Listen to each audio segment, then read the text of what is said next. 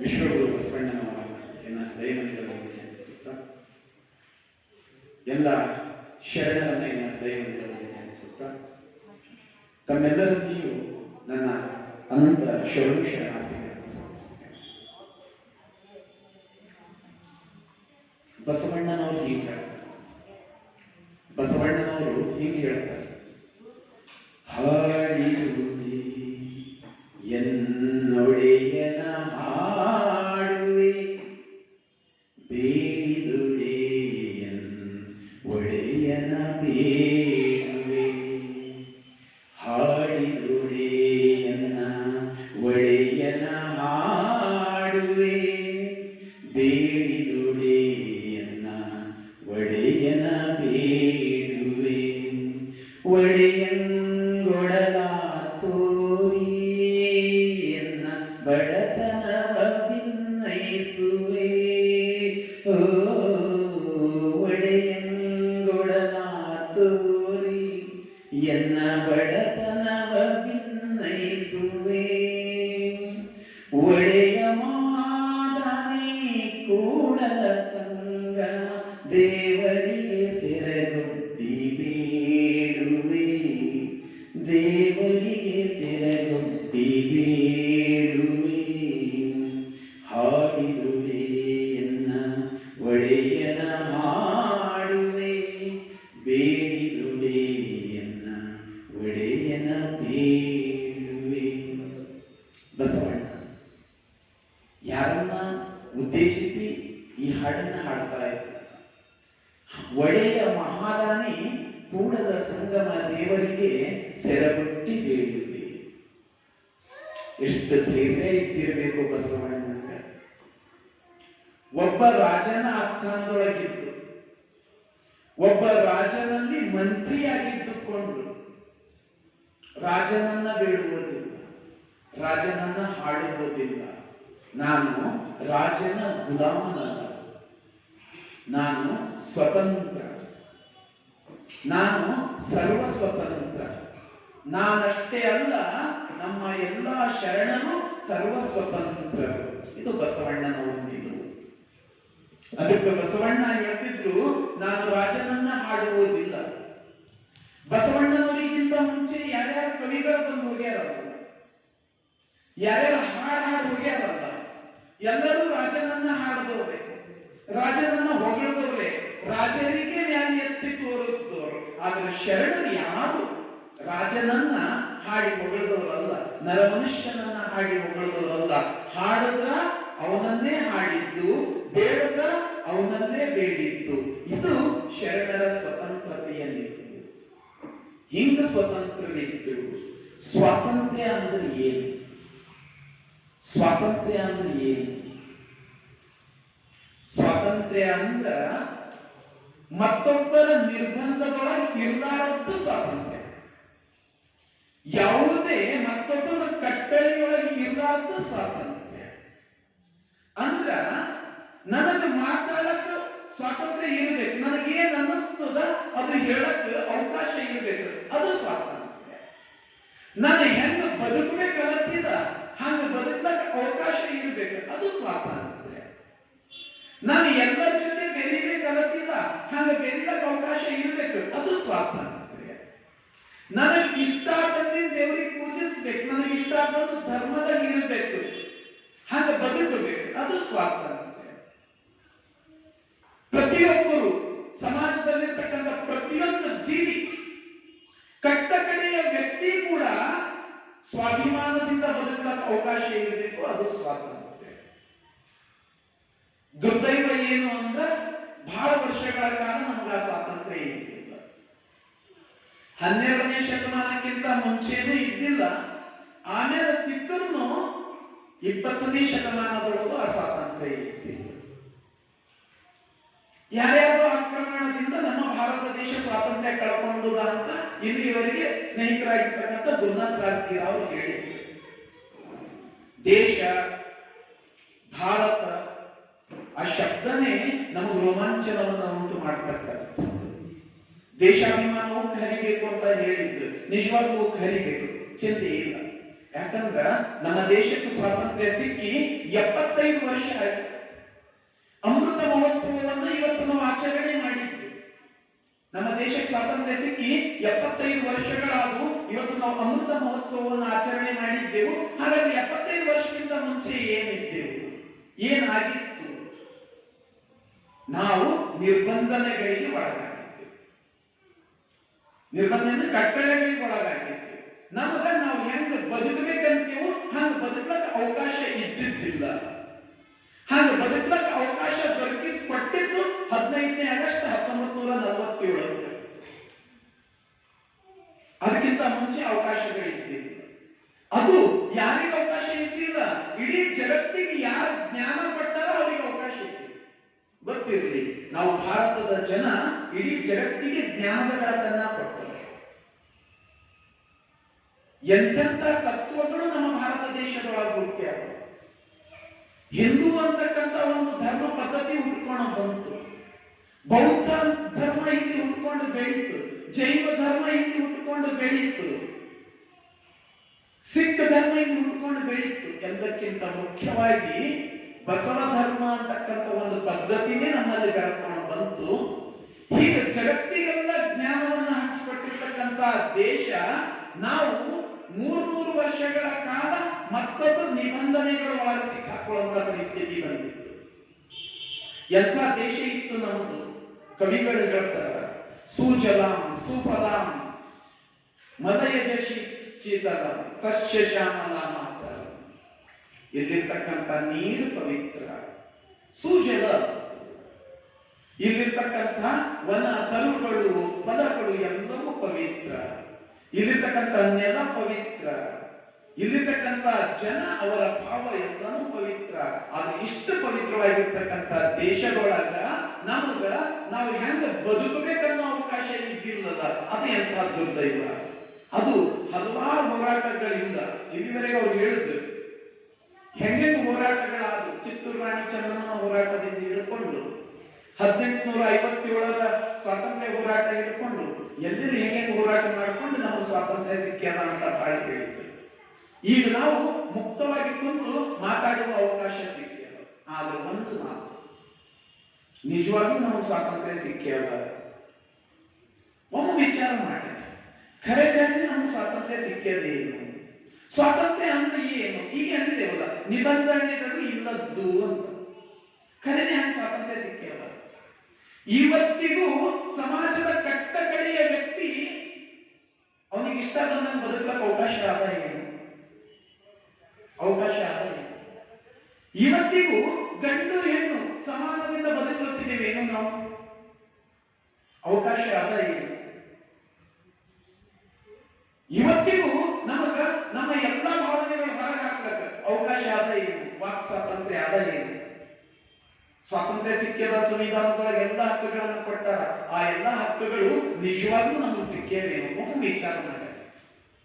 ವಿಚಾರ ಮಾಡದೆ ಒಂದು ಅಷ್ಟೆಲ್ಲ ಸ್ವಾತಂತ್ರ್ಯಗಳು ನಮಗೆ ಸಿಕ್ಕಿಲ್ಲ. ಇಡೀ ಮನುಕುಲದ ಇತಿಹಾಸ ತೆಗೆದು ನೋಡದೆ ಒಂದು ತಿಳ್ಕೋರಿ, ನಿಜವಾಗ್ಲೂ ಸ್ವಾತಂತ್ರ್ಯ ಯಾವಾಗ್ಲೂ ಸಿಕ್ಕಿಲ್ಲ. ನಿಜವಾಗ್ಲೂ ಸ್ವಾತಂತ್ರ್ಯ ಯಾವಾಗ ಸಿಕ್ಕ್ಯದಂದ್ರ ಕೇವಲ ಮತ್ತು ಕೇವಲ 12ನೇ ಶತಮಾನದ 25 ವರ್ಷ ಏನು ಚಳುವಳಿ ಆಗ್ಯದಲ್ಲ ಅವಾಗ ಮಾತ್ರ ನಿಜವಾದ ಸ್ವಾತಂತ್ರ್ಯ ಸಿಕ್ಕ್ಯದ. ಬೇರೆ ಯಾವಾಗ್ಲೂ ಸಿಕ್ಕಿಲ್ಲ. ನೀವು ಯಾವಾಗಿನ ಇತಿಹಾಸ ಬೇಕಾದ್ರೂ ತೆಗೆದು ನೋಡಿ. ವೇದಗಳ ಕಾಲದ ಬೇಕಾದ್ರೆ ಇತಿಹಾಸದ ಪುಸ್ತಕಗಳು ಸಿಗುತ್ತವೆ. ವೇದಗಳ ಕಾಲದ ಇತಿಹಾಸ ಬೇಕಾದ್ರೆ ತೆಗೆದು ನೋಡ್ರಿ, ಸಂಪೂರ್ಣ ಸ್ವಾತಂತ್ರ್ಯ ಇತ್ತೇನು ಅಂತ. ನೀವು ಯಾವ ಇತಿಹಾಸವನ್ನು ತೆಗೆದು ನೋಡಿ, ಎಲ್ಲಾದ್ರೂ ಸಂಪೂರ್ಣ ಸ್ವಾತಂತ್ರ್ಯ ಇತ್ತೇನು ಅಂತ. ಈಗಿದ್ದೂ ನಮ್ ಕಣ್ಣೆದ್ರೆ ನಡೀತದ ಸಂಪೂರ್ಣ ಸ್ವಾತಂತ್ರ್ಯ ಆದ ಏನು? ಎಲ್ಲಾ ನಿಟ್ಟಿನೊಳಗೆ ಸ್ವಾತಂತ್ರ್ಯ, ಎಲ್ಲಾ ನಿಟ್ಟಿನೊಳಗೆ ಸ್ವಾತಂತ್ರ್ಯ ಇದ್ರೆ ಅದು ನಿಜವಾದ ಸ್ವಾತಂತ್ರ್ಯ. ಆ ಸ್ವಾತಂತ್ರ್ಯ ಈಗಲೂ ಇಲ್ಲ, ಈಗಲೂ ಇಲ್ಲ. ಆದ್ರ 12ನೇ ಶತಮಾನದ ಆ 25 ವರ್ಷಗಳ ಚಳುವಳಿ ಏನಿತ್ತಲ್ಲ, ನಿಜವಾದ ಸ್ವಾತಂತ್ರ್ಯ ಅಲ್ಲಿತ್ತು. ನಿಜವಾದ ಸ್ವಾತಂತ್ರ್ಯ ಅಲ್ಲಿತ್ತು. ಎಂಥ ಸ್ವಾತಂತ್ರ್ಯ, ಎಂಥ ಸ್ವಾತಂತ್ರ್ಯ! ಈಗ ಹೇಳ್ತಾರಲ್ಲ, ಸ್ವಾತಂತ್ರ್ಯ ಅಂದ್ರೆ ಏನು? ಎಲ್ಲರೂ ಮುಕ್ತವಾಗಿ ಚರ್ಚೆ ಮಾಡುವ ಸ್ವಾತಂತ್ರ್ಯ. ಅವಕಾಶದ ಏನಿಲ್ಲ, ಮುಕ್ತವಾಗಿ ಚರ್ಚೆ ಮಾಡಬಹುದು. ನನ್ನ ಮನಸ್ಸಿಗೆ ಅಂದಿದ್ದು ನಾನು ಹೇಳಬಹುದೇನು? ಹೇಳಬಹುದು. ಹೀಗೆ ಹೇಳಿದ್ರ ಇವ ಎಡಪಂಥೀಯ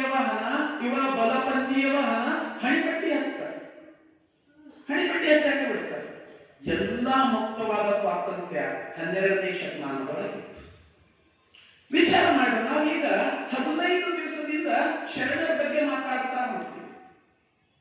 ಯಾವ ಶರಣರಿಗೆ ಮಾತಾಡಕ್ಕೆ ಹಕ್ಕಿದ್ದಿಲ್ಲ ಹೇಳ್ರಿ ಅನುಭವ ಮಂಟಪದೊಳಗ? ವೈಚಾರಿಕ ಸ್ವಾತಂತ್ರ್ಯ ಎಲ್ಲರಿಗೂ ಇತ್ತು. ಯಾರ ಅವಕಾಶಗಳು ಕೂಡ ಕಸ್ಕೊಂಡಿಲ್ಲ 12ನೇ ಶತಮಾನ. ನಿಜವಾದ ಸ್ವಾತಂತ್ರ್ಯ ಅಲ್ಲಿತ್ತು 12ನೇ ಶತಮಾನದೊಳಗೆ. ಯಾರು ಮಾತಾಡಿಲ್ಲ? ಮಾದಾರ ಚೆನ್ನಯ್ಯ ಮಾತಾಡ್ಯಾರ ಇಲ್ಲ, ಡೋಹರ ಕಕ್ಕಯ್ಯ ಮಾತಾಡ್ಯಾರ 12ನೇ ಶತಮಾನದೊಳಗೆ. ಯಾವ ಜಾತಿಯವರು ಬೇಕಾದ್ರೂ ಅವ್ರಿಗೆ ಏನ್ ಅನಿಸ್ತಾರ ಅದು ಹೇಳ್ಬಹುದಿತ್ತು. ಈ ಸ್ವಾತಂತ್ರ್ಯ 12ನೇ ಶತಮಾನದಲ್ಲಿ ಮಾತ್ರ ಇತ್ತು. ಅದು ಎಂಥವರಿಗೆ ಬೇಕಾದ್ರೂ ಪ್ರಶ್ನೆ ಮಾಡಿ ತಮ್ಮ ವಿಚಾರಗಳನ್ನ ಹೊರಹಾಕುವ ಸ್ವಾತಂತ್ರ್ಯ. ಚನ್ನಬಸವಣ್ಣನವ್ರ ಬಗ್ಗೆ ನೋಡ್ಬೇಕಾದ್ರೆ ಒಂದು ಮಾತು ಹೇಳಿದ್ದಾನೆ. ಏನು? ಬಸವಣ್ಣನ ನಿಲುವೆ ಬೇರೆ, ನನ್ನ ನಿಲುವೆ ಬೇರೆ. ಚನ್ನಬಸವಣ್ಣ ಹೇಳ್ತಾನೆ, ಅಂಗದ ಮೇಲೆ ಲಿಂಗವುಳ್ಳವರೆಲ್ಲ ಕೂಡಲ ಸಂಗಮನೆಂಬ ಭಾವ ಬಸವಣ್ಣಂಗಾಯಿತಲ್ಲದೆ ಎನಗೆ ಆ ಭಾವ ಇಲ್ಲ ನೋಡ. ಚನ್ನಬಸವಣ್ಣ ಬಸವಣ್ಣನನ್ನ ಎಲ್ಲರೂ ಗುರು ಅಂತ ಒಪ್ಕೊಂಡಾರ, ಬಸವಣ್ಣನನ್ನ ಎಲ್ಲರೂ ಭಕ್ತ ಅಂತ ಒಪ್ಕೊಂಡಾರ, ಬಸವಣ್ಣನ ಎಲ್ಲರೂ ನಮ್ಮ ಚಳುವಳಿಯ ನೇತಾರ ಅಂತ ಒಪ್ಕೊಂಡಾರ. ಅಂತ ಬಸವಣ್ಣನನ್ನ ಅವನ ಸೋದರಳಿಯ ಸಣ್ಣ ಹುಡುಗ ಪ್ರಶ್ನೆ ಮಾಡ್ತಾನ, ನಿನ್ನ ನಿಲುವೆ ಬೇರೆ, ನನ್ನ ನಿಲುವೆ ಬೇರೆ, ನೀನು ಎಲ್ಲರಿಗೂ ಕೂಡಲ ಸಂಗಮ ಅಂತಿ, ನನಗ ಆ ಭಾವ ಇಲ್ಲ, ನಾನು ನಿನ್ನ ಅಭಿಪ್ರಾಯಗಳಿಗೆ ನಾನು ಒಪ್ಪಲ್ಲ, ನನ್ನ ಅಭಿಪ್ರಾಯನೇ ಬೇರೆ. ಈಗ ಅಂದ್ರೆ ಯಾರು? ನಿಮ್ಮ ಮನೆಗೆ ಹಿರುವಳಿ ಯಾರ ಹೇಳಿದ ಮಾತಿಗೆ ನಿಮ್ಮ ಮಾತಿನ ಒಪ್ಪಲ್ಲ, ನಿಮ್ಮದೇ ಬೇರೆ ನಂದೇ ಬೇರೆ, ನಿನ್ನೆ ಬಾಜಿಗೆ ಹೋಗಿರು ಅಂತ. ನಿಜವಾಗ್ಲೂ ಸ್ವಾತಂತ್ರ್ಯ ಈಗದಲ್ಲ, ನಿಜವಾಗ್ಲೂ ಸ್ವಾತಂತ್ರ್ಯ ಆಗಿತ್ತು. ಸ್ವಾತಂತ್ರ್ಯ ಅಂದ್ರೆ ಏನು? ಸ್ವಾತಂತ್ರ್ಯ ಅಂದ್ರ ಮತ್ತೊಬ್ಬರ ವಿಚಾರಗಳಿಗೆ ಗೌರವ ಕೊಡ್ತಾನೆ ನಮ್ಮ ವಿಚಾರಗಳನ್ನ ಉಳಿಸ್ಕೊಂಡು ಹೋಗೋದು ಕರೆ ಸ್ವಾತಂತ್ರ್ಯ. ಸ್ವಾತಂತ್ರ್ಯ ಅಂದ್ರೆ ಬರೀ ನಂದೇ ಖರೆ, ನನ್ನ ವಿಚಾರನೇ ಶ್ರೇಷ್ಠ ಹೀಗೆ ಹೇಳೋದಷ್ಟೇ ಸ್ವಾತಂತ್ರ್ಯ ಅಲ್ಲ. ಸ್ವಾತಂತ್ರ್ಯ ನನ್ನ ಹಿತಾಸಕ್ತಿಯೊಂದಿಗೆ ಮತ್ತೊಬ್ಬರ ಭಾವನೆಗಳಿಗೆ ಗೌರವ ಕೊಡೋದು ನಿಜವಾದ ಸ್ವಾತಂತ್ರ್ಯ. ಈಗವ ಏನಂತ ಸ್ವಾತಂತ್ರ್ಯ? 12ನೇ ಶತಮಾನದೊಳಗ ನಮ್ಮ ಅಭಿಪ್ರಾಯ ಏನಿದ್ರು ಕೂಡ ಎಲ್ಲರ ಅಭಿಪ್ರಾಯಗಳಿಗೆ ಮನ್ನಣೆ ಇತ್ತು. ಅಲ್ಲಿ ಎಲ್ಲರ ವಿಚಾರಗಳಿಗಿತ್ತು.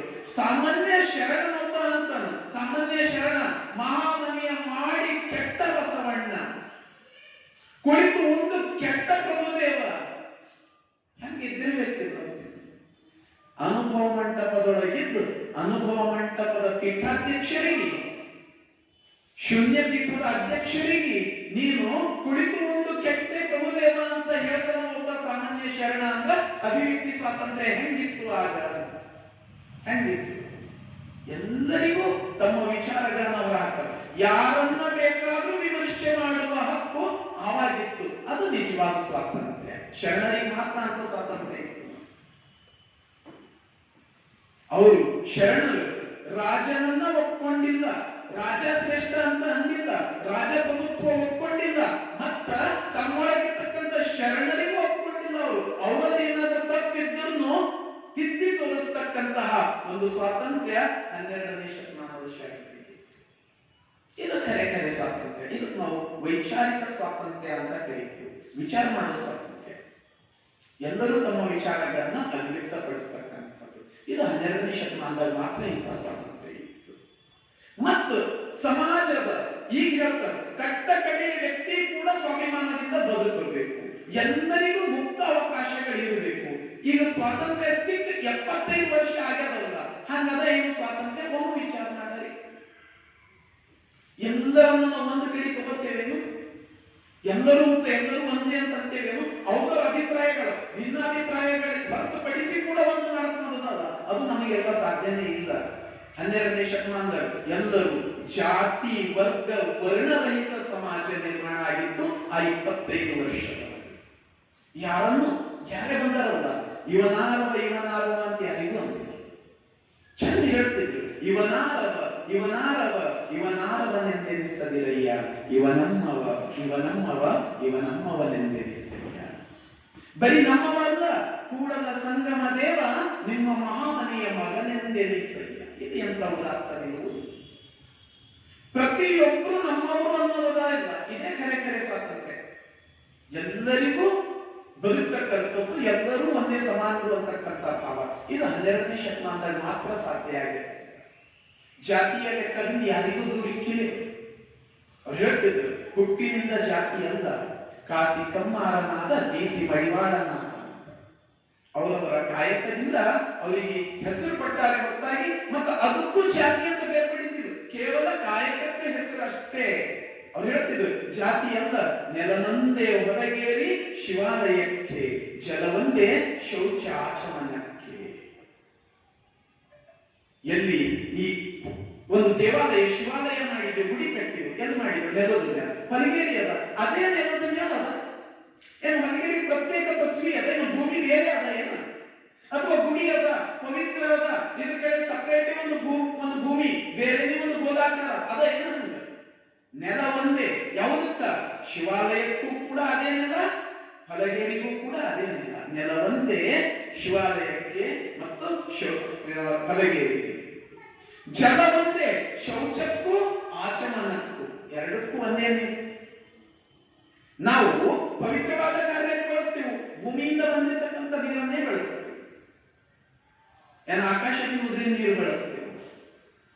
ಮೂರಿ ಮಳೆಯಿಂದ ಆಕಾಶದಿಂದ ಉದುರ್ತಿದ್ರಿ, ಯಾರಿಗಾದ್ರೂ ಹಂಗೆ ಇದ್ದಿರ್ಬೇಕು. ಆಕಾಶದಿಂದ ನೀರು ಉದುರದ್ದು ಭೂಮಿಯ ನೀರೇ ಆವಿಯಾಗಿ ಮ್ಯಾಲ ಹೋಗಿ ಅದೇ ನೀರು ಮತ್ತೆ ಕೆಳಗಿಳಿತದ. ಈ ಭೂಮಿಯನ್ನ ಹೊರತುಪಡಿಸಿ ಬೇರೆ ಯಾವುದೋ ಗ್ರಹದಿಂದ ನೀರು ಬರ್ತದ ಅಂತ ನಾವು ಅನ್ಕೊಂಡಿದ್ದೇವಂದ್ರ ಅದು ತಪ್ಪು. ಬೇರೆ ಗ್ರಹಗಳಿಂದ, ಬೇರೆ ನಕ್ಷತ್ರಗಳಿಂದ ನೀರು ಉದುರು ಬರಲು, ನೀರು ಇದೇ ಭೂಮಿ ಮೇಲೆ ಎಲ್ಲಾ ಕಡೆ ಅದೇ ನೀರದ. ಅದೇ ನೀರು ನದಿಗಳಿಂದ ಹರ್ಕೊಂಡು ಹೋಗ್ತದ, ಸಮುದ್ರಕ್ಕೆ ಸೇರ್ತದ. ಅದೇ ಸಮುದ್ರದ ನೀರು ಆವಿ ಆಗ್ತದ, ಮೋಡ ಆಗ್ತದ, ಮತ್ತ ಅದೇ ಮಳೆ ಹನಿಯಾಗಿ ಮತ್ತ ಭೂಮಿಗೆ ಬರ್ತದ. ಒಂದೇ ನೀರದ. ನೀವು ಶೌಚಕ್ಕೆ ಬಳಸಿದ್ರು ಅದೇ ನೀರು, ಆಚಮನಕ್ಕೆ ಬಳಸಿದ್ರು ಅದೇ ನೀರು, ಪೂಜೆಗೆ ಬಳಸಿದ್ರು ಅದೇ ನೀರು, ನೀವು ಬಳಸಕ್ ಊಟಕ್ಕೆ ಬಳಸಿದ್ರು, ಬಟ್ಟೆ ಒಗೆಯಕ್ಕೆ ಬಳಸಿದ್ರು, ಎಲ್ಲದಕ್ಕೂ ಒಂದೇ ನೀರದ.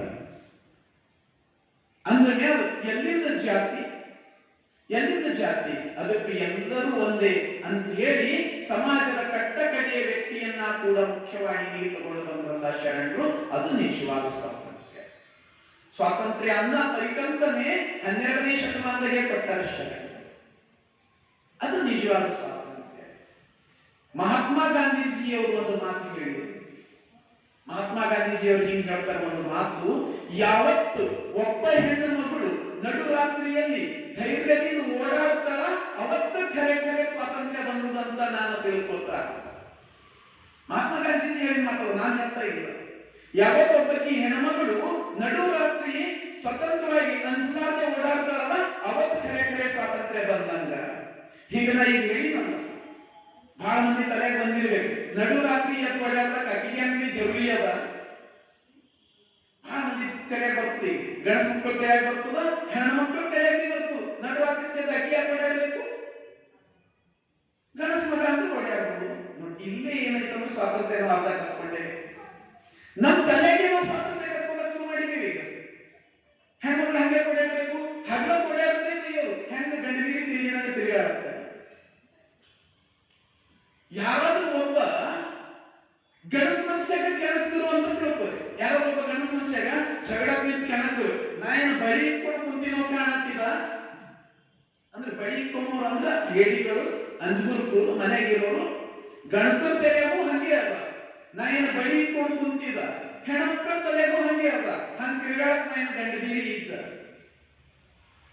ಇಬ್ಬರ ತಲೆಗೂ ಅದ. ಹೆಣ್ಣು ಮಕ್ಕಳ ಅಂದ್ರ ಮನೆಯಾಗ ಕೂಡಕಿ ಅಂತ. ಅದಕ್ಕೆ ಗಾಂಧೀಜಿ ಹೇಳಿದ್ದು ಇವತ್ತಿಗೂ ನಮ್ಮ ತಲೆಗೆ ಬಂದಿಲ್ಲ. ಗಾಂಧೀಜಿ ಹಂಗ ಹೇಳಿದ್ದಕ್ಕೆ ಕಾರಣ ಏನು ಅಂದ್ರ, ಹೆಣ್ಣು ಮಕ್ಕಳಿಗೆ ಸರ್ವ ಸ್ವಾತಂತ್ರ್ಯ ಸಿಗಲಿ ಅಂತ. ಅಂದ್ರ ನಿರ್ಭೀಡೆಯಿಂದ ತಿರುಗಾಡಲಿ, ಯಾವುದೇ ಭಯ ಇರಬಾರ್ದು, ಯಾವುದೇ ಅಂಜಿಕೆ ಇರಬಾರ್ದು. ಇವತ್ತೊಬ್ಬಕಿ ಹೆಣ್ಮಕ್ಳು ಓಡಾಡ್ತಾಳಂದ್ರ ಅಕ್ಕಿಗೆ 1000 ಕಣ್ಗಳ ಕುಕ್ಕನ್ನು ನೋಡ್ತಾವ. ಅದಕ್ಕೆ ಎಷ್ಟು ಅತ್ಯಾಚಾರಗಳಾಗಿರ್ತವೆ, ಎಷ್ಟು ಅತ್ಯಾಚಾರಗಳಾಗಿರ್ತವೆ. ಅಂದ್ರೆ ಹೆಣ್ಮಕ್ಳಿಗೆ ಇವತ್ತಿಗೂ ಸ್ವಾತಂತ್ರ್ಯ ಸಿಕ್ಕಿಲ್ಲ. ಎಲ್ಲಿ ಸಿಕ್ಕಿದ ಸ್ವಾತಂತ್ರ್ಯ? ಒಬ್ಬ ಹೆಣ್ಣು ಮಗಳು ಶಿವಮೊಗ್ಗ ಜಿಲ್ಲೆ ಉಡುತಡಿಯಿಂದ ಒಬ್ಬಕಿ ಮೈ ಮೇಲಿರ್ತಕ್ಕಂತಹ ಆಭರಣಗಳೆಲ್ಲ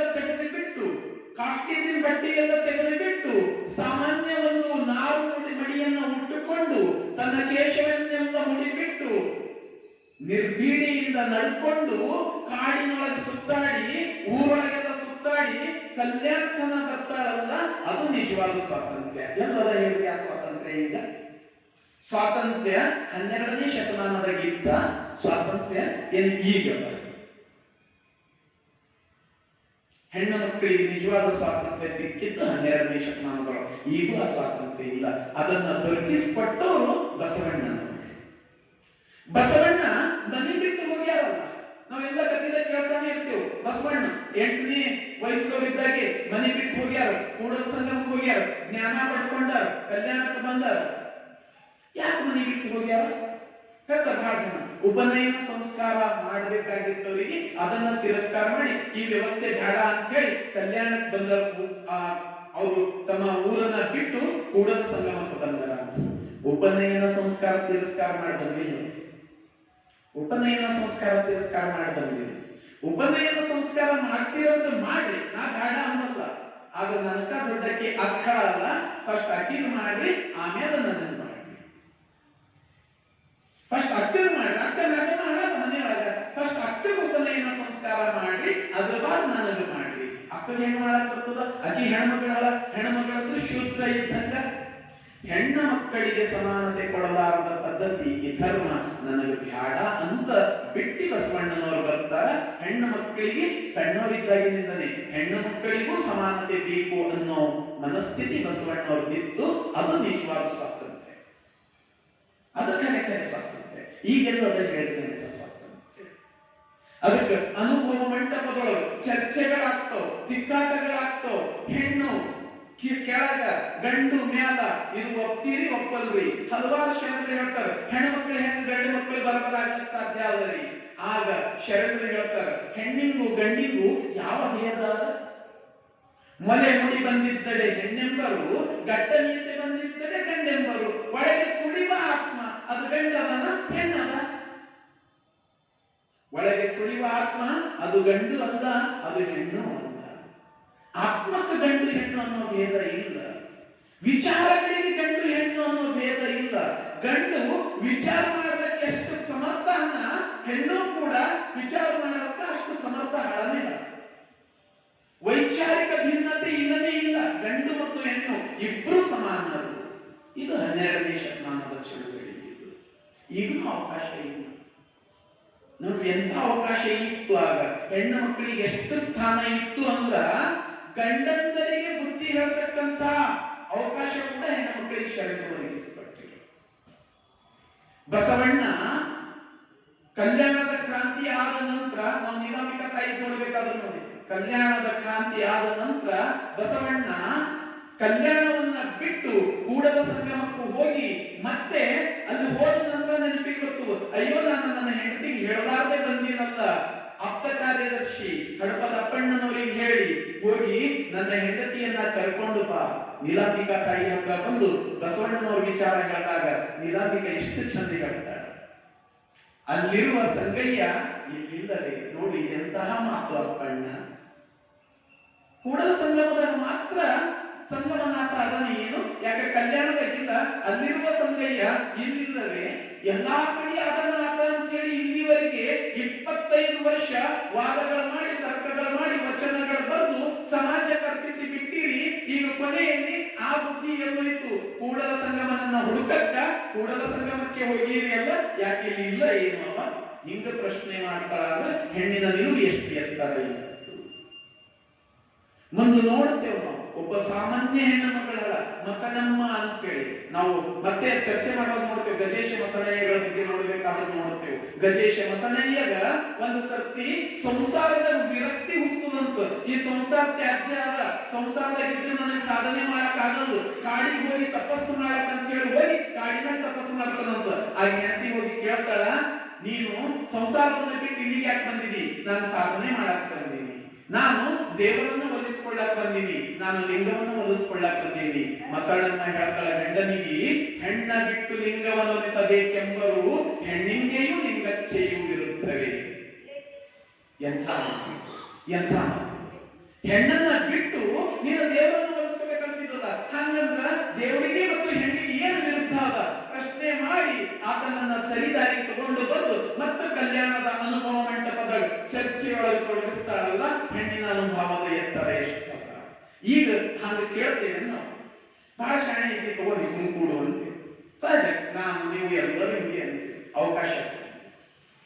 ಒಬ್ಬ ಬಹಳ ಅತಿ ಆಸೆಯಾಗಿ ಆತ ಹೆಚ್ಚಿನ ಅಕ್ಕಿಯನ್ನ ತಗೊಂಡು ಬಂದ್ರ ಹೆಂಡತಿ ಹೇಳ್ತಾಳ, ಆಸೆ ಎಂಬುದು ಅರಸಂಗಲ್ಲದೆ ಶಿವಭಕ್ತರಿಗುಂಟೆ ಅಯ್ಯ, ರೋಷವೆಂಬುದು ಯಮದೂತರಿಗಲ್ಲದೆ ಅಜಾತರಿಗುಂಟೆ ಅಯ್ಯ, ಈ ಸಕ್ಕಿ ಆಸೆ ನಿಮಗೇಕೆ, ಆ ಅಕ್ಕಿ ತಗೊಂಡು ಹೋಗಿ ಚಂದ ಬರ್ರಿ ಅಂತ ಗಂಡನಿಗೆ ಬುದ್ಧಿ ಮಾತು ಹೇಳ್ತಾಳ ಅಂತ ಹೆಣ್ಣಿನ ವೈಚಾರಿಕ ನಿಲುವು ಹೆಂಗಿತ್ತು. ಇದು 12ನೇ ಶತಮಾನ. ನಿಜವಾಗಲೂ ಮಧ್ಯರಾತ್ರಿಯಲ್ಲಿ ಹೆಣ್ಣು ಮಗಳು ಓಡಾಡಿದ್ರ ಅದೇ ನಿಜವಾದ ಸ್ವಾತಂತ್ರ್ಯ ಅಂತ ಈಗ ಗಾಂಧೀಜಿಯವರು ಹೇಳ್ಯಾರ. ಆದ್ರೆ ಈಗ ಅದು ಫಲಿಸಿಲ್ಲ. ಇದು 850 ವರ್ಷಗಳ ಹಿಂದೆ ಫಲಿಸಿತ್ತು. ಅದು ನಿಜವಾದ ಸ್ವಾತಂತ್ರ್ಯ. ಇದು ಸ್ವಾತಂತ್ರ್ಯ ಮತ್ತು ಶರಣರು. ಇದು ನಿಜವಾದ ಸ್ವಾತಂತ್ರ್ಯ. ಅದಕ್ಕೆ ಎಷ್ಟು ಚಿಂತನೆಗಳು 12ನೇ ಶತಮಾನ. ಈಗಂತೂ ಸ್ವಾತಂತ್ರ್ಯ ಸಿಕ್ಕ್ಯದ, ಎಲ್ಲರಿಗೂ ಅವಕಾಶ ಅದ, ಎಲ್ಲರಿಗೂ ಅವಕಾಶ ಅದ. ನಿಜವಾಗ್ಲೂ ಎಲ್ಲರಿಗೂ ಅವಕಾಶ ಅದ ಏನು? ಎಲ್ಲರಿಗೂ ಅವಕಾಶ ಅದ ಏನು? ಒಮ್ಮೆ ವಿಚಾರ ಮಾಡಿ. ಇವಾಗ ಯಾವ್ದು ಅವಕಾಶ ಇಲ್ಲ, ಅವಾಗ ಅವಕಾಶಗಳಿತ್ತು. 12ನೇ ಶತಮಾನದೊಳಗ ನಮ್ದು ಈಗೂ ನಾನು ಬಹಳ ಬೆಳೆಸಿ ಈಕ್ವಲ್ ಆಗಕ್ಕೆ ಸಾಧ್ಯ ಆಗಿಲ್ಲ. 12ನೇ ಶತಮಾನದೊಳಗ ಕಾಯಕ ಮತ್ತು ದಾಸೋಹ ಪರಿಕಲ್ಪನೆಯ ಮೂಲಕ ಇಡೀ ಸಮಾಜವನ್ನ ಆರ್ಥಿಕ ಸಮಾನತೆ ತರಕ್ಕೆ ಪ್ರಯತ್ನ ಆಗಿತ್ತು. ಈಗ ಸಾಧ್ಯ ಆಗ್ತಾ ಇಲ್ಲ. ಸ್ವಾತಂತ್ರ್ಯ ಸಿಕ್ಕಿ 75 ವರ್ಷ ಆಗಿದೆ. ನೋಡ್ರಿ, ನಮಗ್ ಸಮಾನತೆ ಸಿಕ್ಕಿಯದೇನು? ಶ್ರೀಮಂತರೇ ಅದ, ಬಡವರೇ ಅದ. ಇನ್ನು ಮತ್ತು ಶ್ರೀಮಂತರು ನಾಳೆ ಹೆಚ್ಚಿಗೆ ಶ್ರೀಮಂತರ ಆಗ್ತಾರೆ. ಬಡವರು ಹಾಗೆ ಶ್ರೀಮಂತರಾಗಲು ಕಷ್ಟ. ಹಣ ಅದ, ಹಣ ಹೂಡುತ್ತಾರ, ಅದಕ್ಕೆ ದುಪ್ಪಟ್ಟು ಲಾಭ ತೆಗಿತಾರೆ ಅಂತ ಅವಕಾಶ ಅದ.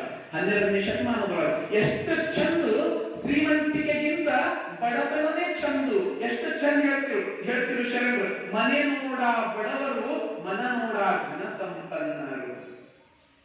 ನಿಜವಾಗ್ಲೂ ಘನ ಸಂಪನ್ನರನ್ನೋರು ಯಾರು ಮನಸ್ಸಿನಿಂದ ಶ್ರೀಮಂತರದಾರ ಅವರು ನಿಜವಾದ ಶ್ರೀಮಂತರು. ಮನೆ ಬಡತನದಿದ್ದಿರಬಹುದು, ಮನಸ್ಸು ಬಡತನದಿಲ್ಲ. ಅದಕ್ಕೆ ಶ್ರೀಮಂತರ ಮನೆಯೊಳಗೆ ಹೋದ್ರೆ ಅಷ್ಟು ಆನಂದ ಸಿಗಲ್ಲ. ಬರೀ ಅವ್ರದೇನ ಆಡಂಬರ ನೋಡಿ ಖುಷಿ ಪಡಬೇಕು, ಆದ್ರೆ ಮನಸ್ಸಿಗೆ ತೃಪ್ತಿ ಸಿಗಲ್ಲ. ಮನಸ್ಸಿಗೆ ತೃಪ್ತಿ ಏನ್ ಸಿಗುತ್ತದಂದ್ರೆ ಒಬ್ಬ ಬಡವನ ಮನೆಗೆ ಹೋದ್ರಿ. ಯಾಕಂದ್ರೆ ಅವ್ರು ಏನಂತಾರ, ಬಡವರ ಮನೆಗೆ ಹೋದಿರಿ ಅಂತ ತಿಳ್ಕೊರಿ, ಏನ ಬಂದಿರಿ, ಅದರಲ್ಲಿದ್ದೀರಿ, ಕುಳ್ಳಿರಿ. ಇದು ಬಡವರು. ಅವ್ರು ಕುಳ್ಳಿರಿ ಎಂದರೆ ನೆಲೆ ಕುಳಿಬಹುದು, ಅದು ಶ್ರೀಮಂತರ. ಯಾವ ತರ ಶ್ರೀಮಂತರು ಬರ್ ಕೂಡು ನಮಗೆ ಏನಂತ ಸ್ವಾಗತ ಮಾಡಬೇಕು. ಆದ್ರೆ 12ನೇ ಶತಮಾನದ ಎಲ್ಲಾ ಶರಣರಿಗೆ ಹಂಗ ಅವಕಾಶ ಇತ್ತು. ತಮ್ಮ ಕಾಯಕದಿಂದ ಹಾಗೆ ಸಾಧಿಸಿಕೊಂಡಿದ್ರು. ಮತ್ತು ಅವಾಗೂ ಕೆಲವೊಂದಿಷ್ಟು ಶ್ರೀಮಂತಿಕೆಯ ದರ್ಪ ಇದ್ದಿರ್ಬೇಕು. ಅವರಿಗೂ ಸಿಟ್ಟಿನ ಹೇಳ್ತಾರ ಬಸವಣ್ಣನವರು. ಏನ್ ಹೇಳ್ತಾರೆ? ಹಾವು ತಿಂದವರ ನುಡಿಸಬಹುದು, ಗರ ಬಡಿದವರ ನುಡಿಸಬಹುದು, ಸಿರಿಗರ ಬಡಿದವರ ನುಡಿಸಲುಬಾರದು. ಯಾರಿಗಾದ್ರೂ ಹಾವು ಕಚ್ಚಿದ್ರು ಕೂಡ ಅವರನ್ನ ಬದಲಿಸಬೇಕು ಸಾಧ್ಯ. ಯಾರಿಗೆ ಭೂತ್ ಮೆಟ್ಕೊಂತಂದ್ರು ಕೂಡ ಅವರನ್ನ ಮತ್ತೆ ಚಂದ ಮಾಡ್ಕೊಂಡು, ಯಾರಿಗೆ ಶ್ರೀಮಂತಿಕೆಯ ಭೂತ್ ಬಡ್ಕೋತದಂತ ಅವ್ರಿಗೆ ಮಾತಾಡ್ಸೋದು ಬಹಳ ಕಷ್ಟ. ಅವರನ್ನ ಆದಿತ್ಯಮಾಡಕ್ಕಾಗಲ್ಲ. ಹಾವು ಕಚ್ಚಿದವನಿಗೆ ಬದುಕಿಸ್ಬೋದು, ದೇವ್ ಬಿಡಿಸ್ಬೋದು. ಶ್ರೀಮಂತಿಕೆಯ ದೇವ್ ಹಿಡಿದವನಿಗೆ ನೀವು ನೋಡ್ರಿ, ಏನೂ ಗೊತ್ತಿಲ್ಲದವನು ಇದ್ದ ಅಂತ ಹೇಳ್ತಾರೆ. ನಮ್ಮ ಕಣ್ಣಿಗೆ ಏನೂ ಗೊತ್ತಿಲ್ಲದವ ಇರ್ತಾನೆ, ಶ್ರೀಮಂತ ಆದ ಅಂತ ಹೇಳ್ತಾರೆ. ಅವನಿಗೆ ಎಲ್ಲ ಮಾತುಗಳು ಬರ್ತಾವೆ, ಎಲ್ಲ ತತ್ವಗಳು ಬರ್ತಾವೆ, ಎಲ್ಲ ಚಿಂತನೆಗಳು ಬರ್ತಾವೆ. ಅವನೆಲ್ಲ ನಾವು ಕೈಕಟ್ಟೆ ನಿಂದಿರಬೇಕು, ಹೇಳಕ್ ಸಾಧ್ಯ ಏನು? ಅವ್ರು ಹೇಳಿದ್ದಕ್ಕೆಲ್ಲ ಅನೇಕ ಶ್ರೀಮಂತಿಕೆಯ ಭೂತ್ ಯಾರಿಗೆ ಮೆಟ್ಕೊಂಡಿರ್ತದ ಅವರನ್ನು ನಡೆಸೋದು ಬಹಳ ಕಷ್ಟ. ಈ ಅಸಹನೀಯತೆ ಕೂಡ ಅಸಹನೀಯ ಆಗಿತ್ತು ಬಸವಣ್ಣನವರಿಗೆ. ಅದಕ್ಕೆ ಅವರು ಹೇಳಿದ್ರು, ಏನ್ ಹೇಳಿದ್ರಂದ್ರ, ಈ ಅಸಮಾನತೆ ತೊಲಗಬೇಕಾದ್ರೂ ಒಂದೇ ಒಂದು ದಾರಿ. ಆ ದಾರಿ ಯಾವ್ದಂದ್ರ ಕಾಯಕ. ಪ್ರತಿಯೊಬ್ಬರು ಕಾಯಕ ಮಾಡಬೇಕು. ಕಾಯಕ ಮಾಡಿ ಅದು ಎಂಥ ಕಾಯಕ ಮಾಡಬೇಕು? ನಾವು ಮೊನ್ನೆ ಶರಣ ನೋಡ್ಬೇಕು, ಅದು ನೋಡಿದ್ವಿ. ಸತ್ಯ ಶುದ್ಧ ಕಾಯಕ. ನನ್ನ ಕಾಯಕಕ್ಕ ಎಷ್ಟು ಪ್ರತಿಫಲ ಬೇಕು ಅಷ್ಟನ್ನ ಮಾತ್ರ ಸ್ವೀಕಾರ ಮಾಡಬೇಕು, ಹೆಚ್ಚಿನದನ್ನ ತೆಗೆದುಕೊಳ್ಳುವಂತಿಲ್ಲ. ಇದು ಶರಣರ ನಿಲುವು. ಹೆಚ್ಚಿಗೆ ಒಂದನ್ನ ಲಿಂಗಯ್ಯ ತಗೊಂಡು ಬಂದಿದ್ದ ಚಂದಯ್ಯ ಹೊಡೆದು ಮನೆಗೆ ಹೊರಗೆ ಹಾಕಿದ್ದ. ಹೆಚ್ಚಿನ ಅಕ್ಕಿಯನ್ನ ಮಾರಯ್ಯ ತಗೊಂಡು ಬಂದಿದ್ದ ಲಕ್ಕಮ್ಮ ಒಯ್ದು ಸುರಿದು ಬಾ ಅಂತ ವಾಪಸ್ ಕಳಿಸಿದ್ರು. ಇದು ಸತ್ಯ ಶುದ್ಧ ಕಾಯಕ. ನನ್ನ ಕಾಯಕಕ್ಕೆ ಎಷ್ಟು ಬೇಕು ಅಷ್ಟು ಮಾತ್ರ ತಗೊಂಡು ಹೋಗಬೇಕು, ಅಷ್ಟು ಮಾತ್ರ ಬಳಸಬೇಕು. ಹೆಚ್ಚಿಗಿದ್ದನ್ನ ಮತ್ತೆ ಜಂಗಮಕ್ಕೆ ಅರ್ಪಿಸಬೇಕು. ಜಂಗಮಕ್ಕೆ ಅಂದ್ರೆ ಸಮಾಜಕ್ಕೆ ಅರ್ಪಿಸಬೇಕು. ಇದು ನಿಜವಾದ ಸಮಾನತೆ ಅಂತ 75 ವರ್ಷದ ನಂತರ ಈಗ ನಾವು ಆ ಸಮಾನತೆ ನೋಡ್ತಾ ಇದ್ದೀವಿ. ಇಂಥ ಉದಾತ್ತ ನಿಲುವುಗಳು ಇವತ್ತಾದ್ರೂ ಬಂದವೇನು ಹೇಳ್ರಿ. ನಿಜವಾದ ಸ್ವಾತಂತ್ರ್ಯ ಈಗ ಸಿಕ್ಕ್ಯಾದ. ನಿಜವಾದ ಸ್ವಾತಂತ್ರ್ಯ 12ನೇ ಶತಮಾನದೊಳಗಿತ್ತು. 12ನೇ ಶತಮಾನದ ಶರಣರ ಸ್ವಾತಂತ್ರ್ಯದ ಭಾವನೆ ಹಂಗಿತ್ತು. ಅದಕ್ಕೆ ಹೇಳ್ತಾರ ಅವರು, ಹೆಂಗ ನಮ್ಮ ಶರಣರು ಅಂದ್ರ ಸ್ವತಂತ್ರ ಧೀರರು. ಸ್ವತಂತ್ರ ಧೀರರು ಅವರು ಕೂಡಲ ಸಂಗನ ರಾಜತೇಜದಲ್ಲಿ ಇಪ್ಪವರು. ಈ ಬಿಚ್ಚಳಂಗೆ ಆ ಮಂಜುವೇನಯ್ಯ ಬಸವಣ್ಣನವರು ಹೇಳ್ತಾರೆ, ಈ ಬಿಚ್ಚಳನ್ನ ನಾನು ಅನಿಸ್ತೀನಿ ಅಂದ್ಕೊಂಡ್ರು ಏನು? ನಾವು ಬೈಬೋದು, ನಮ್ಮ ದೇಶದ ಪ್ರಧಾನಮಂತ್ರಿ ನಾವು ಬೈಬೋದು, ಸಾಮಾನ್ಯ ಪ್ರಜೆಯಾಗಿರ್ಕೊಂಡು ಬೈಬೋದು. ನಾವು ಈ ನಾಡಿನ ಮುಖ್ಯಮಂತ್ರಿಗೆ ಬೈಬೋದು. ಆ ಪ್ರಧಾನಮಂತ್ರಿ ಬಳಿ ಯಾರು ಮಂತ್ರಿ ಇರ್ತಾರಲ್ಲ, ಗೃಹ ಮಂತ್ರಿ, ಆ ಮಂತ್ರಿ, ಮಂತ್ರಿ, ಯಾವತ್ತರ ಪ್ರಧಾನಮಂತ್ರಿ ಬೈದಿದ್ದು ನೋಡಿರಿ? ಬೈಬೋದ? ಬೈದ್ರೆ ನಾಡಿ ಖಾತೆ ಕಸ್ಕೊಂಡು ಸೀದಾ ಕಳಿಸ್ಕೊಡ್ತಾರ. ಪ್ರಧಾನಮಂತ್ರಿ ನಾನು ಬೈಬೋದು ಸಾಮಾನ್ಯ ಪ್ರಜೆಯಾಗಿರ್ಕೊಂಡು. ಅವ್ರದೇ ಮಂತ್ರಿ ಇದ್ದವರು, ಅವ್ರದೇ ಮಂತ್ರಿ ಮಂಡಲದಲ್ಲಿರ್ತಕ್ಕಂಥ ಮಂತ್ರಿ ಯಾವತ್ತಾದ್ರೂ ಬೈಬಹುದ? ಬಿಚ್ಚಳನ ಮಂತ್ರಿಯಾಗಿದ್ದುಕೊಂಡು ಆನು ಈ ಬಿಚ್ಚಳಂಗೆ ಅಂಜುವೇನಯ್ಯ ಅಂತ ಪ್ರಶ್ನೆ ಮಾಡ್ತಾರ ಅಂದ್ರೆ ಹೆಂಗ ಸ್ವಾತಂತ್ರ್ಯ ಪಡ್ಕೊಂಡಿದ್ರು ಆಗ? ಅದು ನಿಜವಾದ ಸ್ವಾತಂತ್ರ್ಯ. ಅಂತಹ ಸ್ವಾತಂತ್ರ್ಯ ಇತ್ತು. 12ನೇ ಶತಮಾನದ ಶರಣರು ಅಂತಹ ಒಂದು ಸಮಾಜವನ್ನ ನಿರ್ಮಾಣ ಮಾಡಿದ್ರು. ಎಂತಹ ಸಮಾಜ ನಿರ್ಮಾಣ ಮಾಡಿದ್ರು? ಎಂತಹ ಸಮಾಜ ಅಂದ್ರೆ ಎಲ್ಲರೂ ಮುಕ್ತವಾಗಿ ಬದುಕಬಹುದು. ಅದಕ್ಕೆ ಅವ್ರು ಹೇಳ್ತಿದ್ರು, ಯಾವುದು ನಿಜವಾದ ಸ್ವಾತಂತ್ರ್ಯ ಅಂದ್ರೆ ಎಲ್ಲರೂ ಚಂದ ಬದುಕರು. ಈ ಮಾತನ್ನ 12ನೇ ಶತಮಾನದ ಶರಣರು ಹೇಳಿದ್ರು. ಸಕಲ ಜೀವಾತ್ಮರಿಗೆ ಲೇಸನೆ ಬಯಸುವ ಕೂಡಲ ಸಂಗನ ಶರಣರೇ ಕುಲಜ. ಈಗ ಎಲ್ಲಾ ಜೀವಾತ್ಮರಿಗೆ ಲೇಸುವ ಆಗುತ್ತದೇನು? ಸ್ವಾತಂತ್ರ್ಯದ ಪರಿಕಲ್ಪನೆ ಎಲ್ಲಿಂದ ಸ್ವಾತಂತ್ರ್ಯದ ಪರಿಕಲ್ಪನೆ ಎಲ್ಲರಿಗೂ ಒಳ್ಳೆಯದಾಗಬೇಕು. ಇದನ್ನ 12ನೇ ಶತಮಾನದಲ್ಲಿ ಮಾತ್ರ ಹೇಳ್ಯಾರಲ್ಲ, ಸಕಲ ಜೀವಾತ್ಮರಿಗೆ ಲೇಸನೆ ಬಯಸುವ ಕೂಡಲ ಸಂಗನ ಶರಣ ಎಲ್ಲರಿಗೂ. ಅದು ನಿಜವಾದ ಸ್ವಾತಂತ್ರ್ಯ. ಎಲ್ಲರಿಗೂ ಹೆಂಗ ಲೇಸನ್ನ ಬಯಸ್ತಿದ್ರು ಅಂದ್ರ ಯಾರಿಗೂ ಹಾನಿ ಮಾಡದಂತೆ ಇರುವುದು. ಎಲ್ಲರಿಗೆ ಬಳಿತನ್ನ ಬೇಸರಂದ್ರೆ ಏನು?